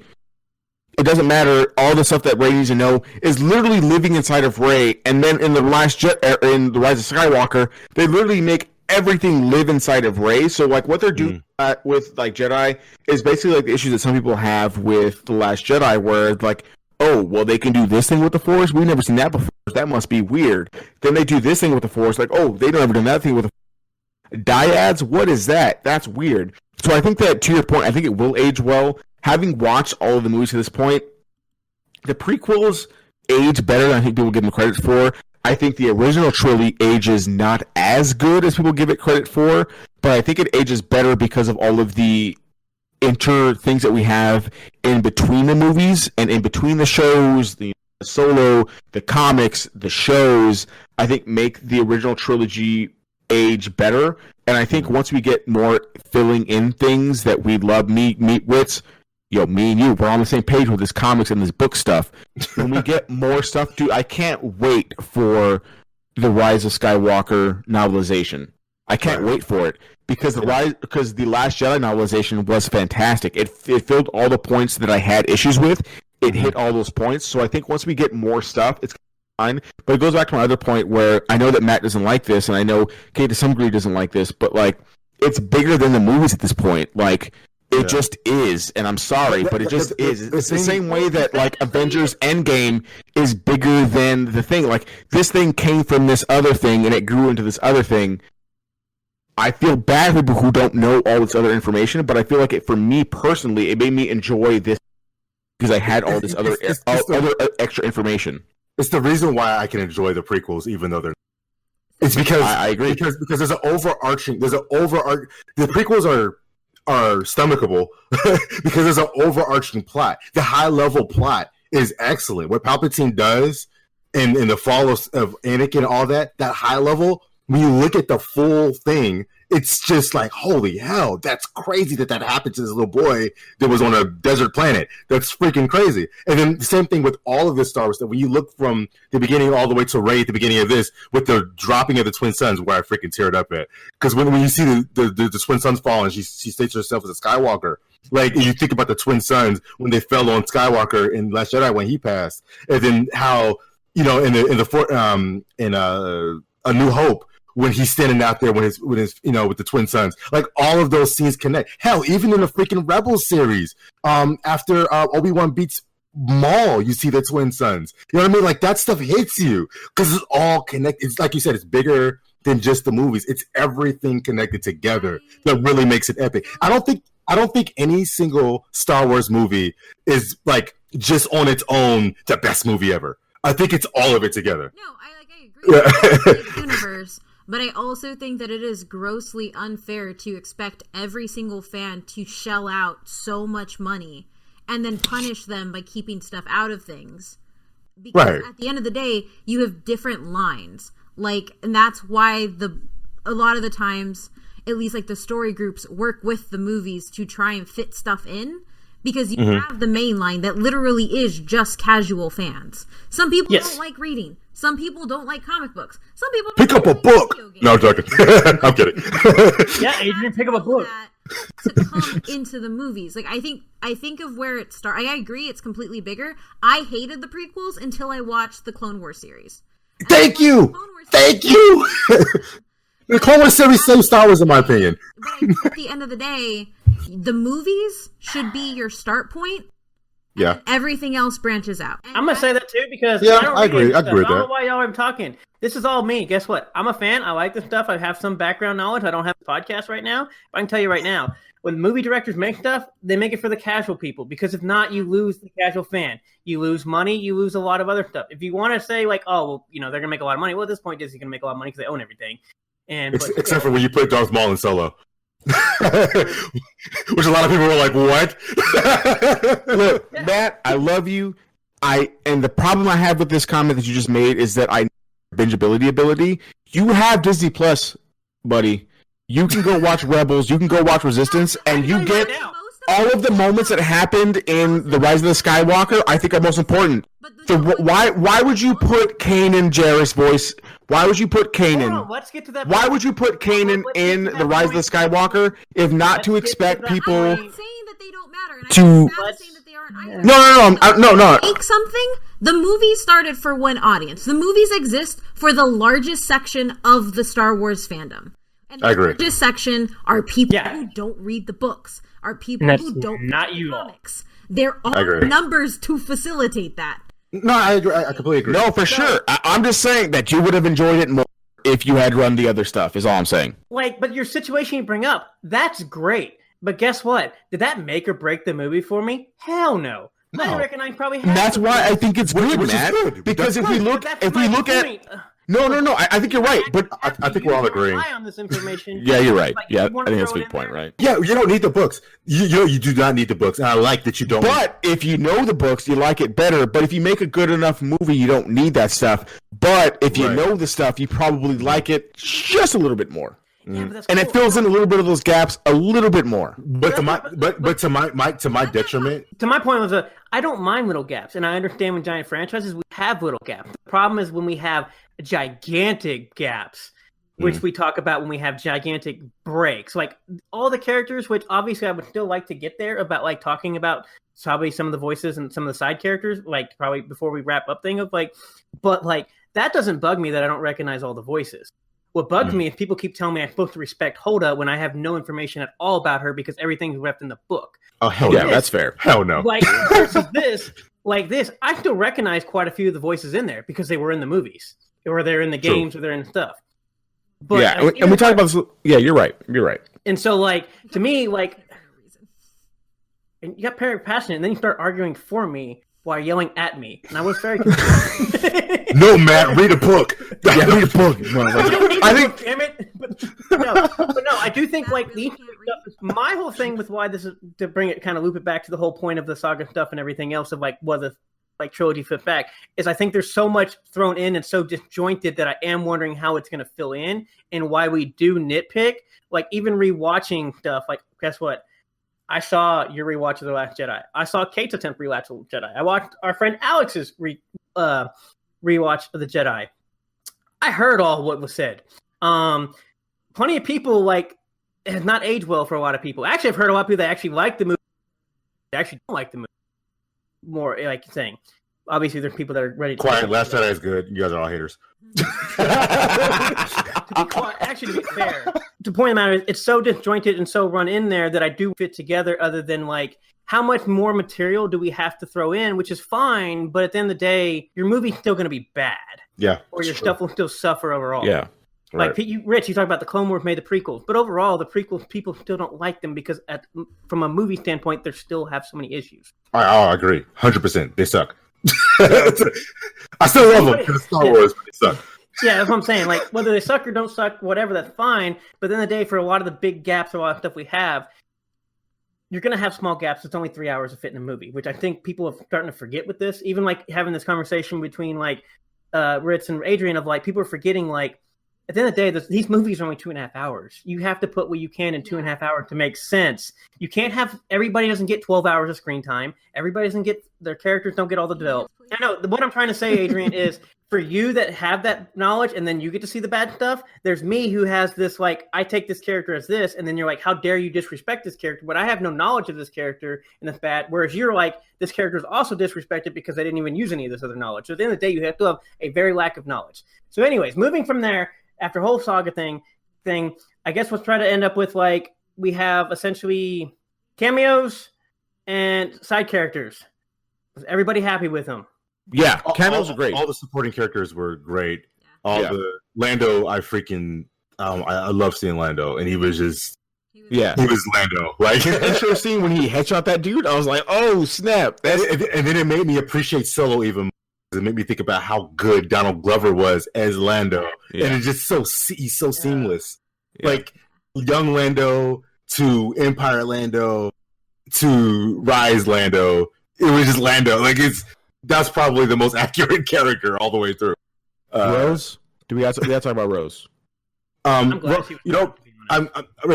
didn't have much of a role in this movie, but I think that it was a good idea to not try to force a role into her where it didn't fit. Yeah. You know what I mean? I think it was better to do that because they would have been doing that while still trying to finish out Kylo and Rey's arc. Yeah. You know what I mean? Yes. So which is why I like, obviously the side characters I do like, they did whatever, but I do think they served their purpose and they were very well, because in the day I wanted the trio, and obviously Kylo Ren, those 4 characters is who I cared about or wanted to care about. Yeah. Everybody else, I didn't care what you did. Your whole purpose of that movie was to serve those 4 characters. I agree. I do think that the additions of Zori and Jana were really, really good because they gave us a little bit of backstory into characters that we haven't really had too much time with, to learn more about. And I think Jana specifically, like, I think that was a moment that was important because it let Finn know that he wasn't alone. I mean, they were wrecking that ship. Oh my god! Like just running, throwing bombs, dropping bombs in holes. I was like, oh yeah. Like she was just. Anybody that holds a bow can hold my heart, so we're good. I like that all stormtroopers automatically like gain 10 skill points when they take off their armor. That's a perfect point because they have more field of vision they can actually see. Right. Dio is now my new favorite droid. No, thank you. So, Rick, I know you want to talk about Jana and Finn for a bit. You mentioned earlier. Yeah, my thoughts real quick. It's not a big deal. I don't want to make anybody think I'm being like super over the top woke. But they definitely purposely put a lot of black characters together to talk in this movie. I thought about that. Well, that's honestly, I thought about it, and then Kate goes, Finn knew he wasn't alone. I meant Zipton was the only black person. Right, exactly. Yeah, it's literally the South Park episode with Token and the other girl where they're like, where Cartman's like, well, they're blacks, well, they have to be together. That's kind of what it felt like. So when Jana yeah, that's South Park. That was a hilarious episode, by the way. But yeah, so when Jana and Jana and Finn were talking, I gave it a pass because first I was like, oh, really? Black characters together. But I gave it a pass because I was like, oh, they're both stormtroopers. That's crazy. Like, I like that story element. But then at the end, they had Jana sit with Lando, and I'm like, why? I was like, don't do this. Don't do this. Come on, Rich. You need spin-offs in Disney Plus. Yeah, you gotta have Star Wars and the crew. My problem with that too was I kind of didn't think white at first too, but then when they actually get a moment of talking too, and I'm like, Finn still has not got to talk to Rey, but he got a moment with this person. I'm like, exactly. That's exactly. I felt that way, but I did get the stormtrooper. That's what gave me the biggest pass because that's a big deal. The fact that there's other stormtroopers that defected and it wasn't just him, that was almost like Finn's resolution point. Like, oh, it wasn't just me back in the Force Awakens when my homie died and he wiped the blood on my face and all that. Like, it wasn't just me. Like, it was other people that went through this. Like, I loved that. That was powerful. Again, right. But nah, that was it about the black hair. It wasn't bad. It wasn't a big. No, I think you said you wanted to mention something in the time of third character. Yeah, it wasn't big. It's glaring. I think it is glaring. I think it is something. It's point of contention. I'm glad you brought it up. Yeah. But she does wield a tech bow, and it's amazing. Yeah, she is deadly with that bow. So I know we like lightsabers and blasters. She has a tech bow. So yeah. As we walked out of that film, and I was like, the way I am with Poe, I feel like Matt's gonna be with Jana because she got a bow. I've seen him with characters with bows. I'm not gonna lie. I thought of Shira Inway when I saw her with the bow. Yeah, because Shira Inway shot a freaking TIE fighter down blind. Yeah. That was dope though. Good. They all served their purpose and they did it well while still letting us be with our main trio. I'll point since you asked about side characters. I'll point to it. To the mention of book and comic stuff that doesn't matter, but it's cool to still mention. And in Rogue One, for example, when they just called Hera Syndulla or Commander Syndulla over the comm, that was cool because they didn't spend any time on it at all. They just called her name. Like, stuff like that is cool. Big scene where all of the Jedi called down to her. Right.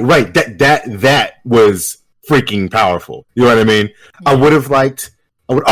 That's what I forgot. Before we get off of this, that's what I forgot to mention. This movie had the bad issue of the overcoming an OP villain through, I don't know, not very creative means. And it's not this movie particular. It's a thing that movies do when they have to overcome a great villain that's clearly way more powerful than them. And I get it. She had the force of all the other Jedi, but he was still bearing down on her after that. But then she grabbed the other lightsaber and it was like, yeah, let's go. I was like, I kind of get it. I get it. It's like Leia's lightsaber stuff, but I was like, could have been a little America better. willed it Mjolnir. We're okay. But that was I was like, that was don't care. no, but he was worthy. But I mean, a lot of movies do this though. Yeah, Yes. A lot of movies do this. No, it definitely. It's not just this movie. Definitely. A lot of movies. Well, I guess the feel I got was that the other lightsaber be Palpatine taking out a whole fleet. That's fair. I was like, come on, that scene was so baller. I mean, Palpatine doing a lightning. I was like, oh, y'all are done. Okay. I was like, when Palpatine did the lightning, I was like, y'all are done. But then when she beat him after that, I was like, that's unbelievable because he just. I think we had the symbol of having both Luke and Leia's lightsaber. Everything else, we always have the moments. Whether you want to call them fan service or what throwbacks, Easter eggs, or whatever the heck you want to call them. Guess what? They happen in every movie. Get over it. Leia's a Jedi. Leia's a Jedi. Get over it. As a Jedi. Forgot that. Yeah. So, any last final thoughts, and I guess your rating for this movie to wrap this thing up. And I'll start with I have 3 people who are going to talk for 10 minutes each. I promise you, I won't talk for 10 minutes. I promise. I'll make it quick. First. Yeah. 9.8 out of 10 just because of the Kylo kiss. Everything else I loved. If you've not gotten out of this, however long this is going to be after Kate edits it, but 9.8 out of 10. I'm not going to say anything else. Also, Ritz, I'm so sorry for cutting you off and being very passionate about things. Also, Adrian, I'm sorry for doing that to you. I probably sound like an asshole on this podcast. No, this is Star Wars. Star Wars definitely don't. Again, you were on a NPR podcast where you killed it. I don't disagree with either of your opinions on Star Wars or Matt's opinions on Star Wars. It's just a lot of stuff. I am very interested in seeing how everything goes from here. I'm excited for how they're going to build out the world further, and I am really wanting to I don't know. I'm just going to process it.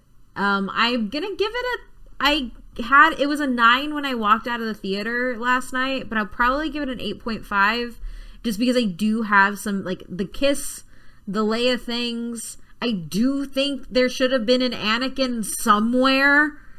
I do have some issues. I'm gonna go see it again, obviously, with Adrian on Sunday. So, at what time? What time are we going to that movie? In the morning. Freaking early.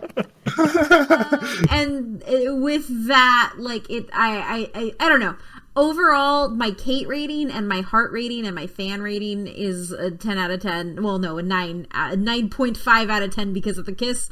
But in actual, from a story critique, it's probably like an 8.5 because I do think that, because I didn't answer Matt's question about if it's going to hold up as a trilogy. I don't know if it will. But I also already don't watch The Phantom Menace or New Hope when if I'm just watching for fun and not trying to rewatch everything, I skip those 2 movies because I can't get through them. I don't like them. They're boring. Go away. A New Hope. What? A New Hope is boring. It's so boring. The Phantom Menace is great. Phantom Menace is by far the worst movie ever. Whoa, you're tripping. No, it's not. There is only one truly great and perfect trilogy, and that is Lord of the Rings. The Two Towers. You're right. You're not wrong there. And I will take. Issues happen, so we'll argue about that later. But no, Lord of the Rings is good. It's great. What do you got for us, Rich? Okay, so a little too disjointed, a little bit no crazy wow scenes. I'm sorry. Did I mention hyperspace hopping earlier? That was freaking dope. That was really cool. That was freaking dope. But no, it felt almost too safe. There were some powerful character moments. I think everything resolved well. I think that villain-wise should have been Palpatine should have been better implemented into the story. He was good as Palpy because he's Palpy, but they just used him because he's Palpy. You know what I mean? And he's the big bad. But his implementation could have been just, I think, more well-rounded, especially with all the history behind him. I like his speeches and his talking; like those are always great.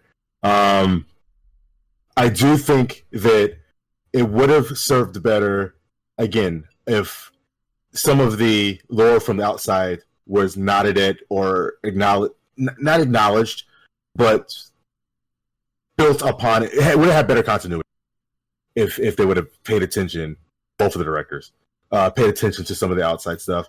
And the fact that the entire thing was unplanned through each movie helped serve the disjointedness of it.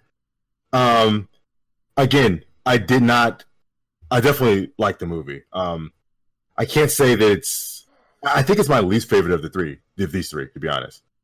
I know. I'm sorry, y'all. but I definitely do. I do like the movie a lot. It's just the resolution aspect and the disjointedness that bothers me the most. I'm trying to think. I do have to watch it again. I think watching it again, especially with some of the points you guys made about the fleet showing up, about the Force connection. I think keeping those things in mind, I'll try to, or not really try, but I will have a different eye when I look at it, and that's always what happens the second time. I think I would give a movie probably a solid. I'll probably give it an 8. Probably 8 out of 10. Yeah, because I just felt some of the disconnections from the previous film were just a little bit too jarring. But yeah, I definitely liked it. Awesome. One, obviously, I guess for me to wrap this up, one thing, I guess also why probably we're not getting any more world building, so we don't have any of these other problems of having directors at this point. Which we got. But anyways, I guess obviously I enjoyed it. I did like it. I did think there's still some problems because it is one of those. It is very disjointed, especially when you bring in the fact that it is a trilogy. There's a lot thrown in here. It's not all. It's actually done pretty well for what's all thrown in there. But there is some point thing. Like I said, the first 30 to 40 minutes could easily be the second movie. That you're like, okay. Palpatine probably. I mean, I did like the reveal. Obviously, it's another one of those. I am kind of sad only because I think it's another moment. I think that probably got ruined by trailer culture, to be honest. I wish it had been better if we had. Absolutely. Thank you for saying that. I think that moment would be 10 times better if we didn't have the trailer thing reveal. It reminds me of, honestly, the Thor Ragnarok 3 with the Hulk moment. If we would have never had that in the trailer, how much better that would have been. But I do enjoy the fact that, like, the three main characters and our villain thing, they got to finally be showcased. They finally got screen time. They finally got to be together. They finally got to do, and Rey, after everything that she's gone through this entire thing, finally got her movie and finally got to do something. And Finn finally got to do something. And Finn finally got to be like, I mean, obviously Poe's had some moments, both good and bad, but like those two characters particularly, especially when we've had last year where everybody talked about all the quote unquote female leads we have and everything else, Rey has been by far the most one that's been like very lacking. If we look at all the movies and big franchises, she's had it stripped from her the most, and it's been very sad to watch considering how we've done Star Wars for the last 40 years, whether you say what you want about all the other characters in the day of Luke Skywalker. You can say what you want about all these other characters in the day. This is Rey's trilogy, or supposed to be. But I don't know how it's going to hold up. They're too disjointedness. The lack of planning for being, a quadrillion-dollar company is very disappointing. Like, what the hell? Get somebody to go for 3. Either get 3 bad ones or 3 good ones, but at least they all go right the same.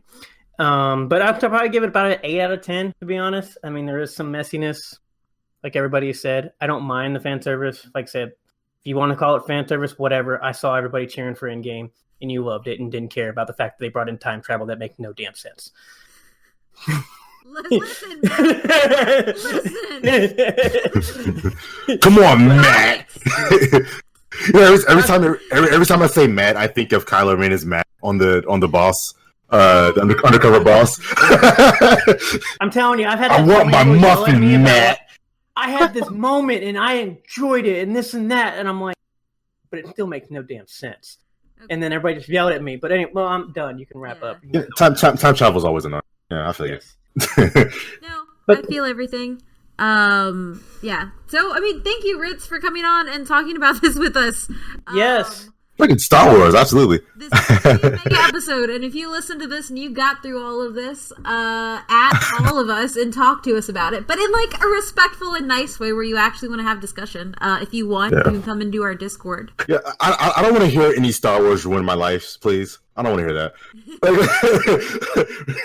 Like, come on. Let's be nice. This is a really good discussion. Thank you so much, Ritz. Yeah, Yeah, thanks so much, absolutely. Rich. Glad to see you after a year and a half. Yeah. Thanks. Thanks, Rich. It's been great, man. I think your knowledge of like the expanded universe, and then just your ability to like talk about issues with your movie, with in addition of like taking like our criticisms and like being able to like reflect that back at us, is a fantastic way to talk about this movie. And I hope that we didn't make you feel like pressure to talk about anything or blah blah blah. I think it was a fantastic discussion, even though it took forever. No, it's good. I mean, it's Star Wars. And I mean, you guys, the point about you guys made earlier about Finn, I'm kind of vibing with that. I'm kind of like, yeah, I'm kind of, I'm not gonna go back and watch it with that Finn eye. Dialogue is a good thing. All right, let's get us out of here, Kate. So Ritz, where can everybody find you? Oh wow. Okay, you can find me at Fourth Wall. That's IVWALL on Twitter. You can look up ScorpioComic.com, right? A comic called Scorpio.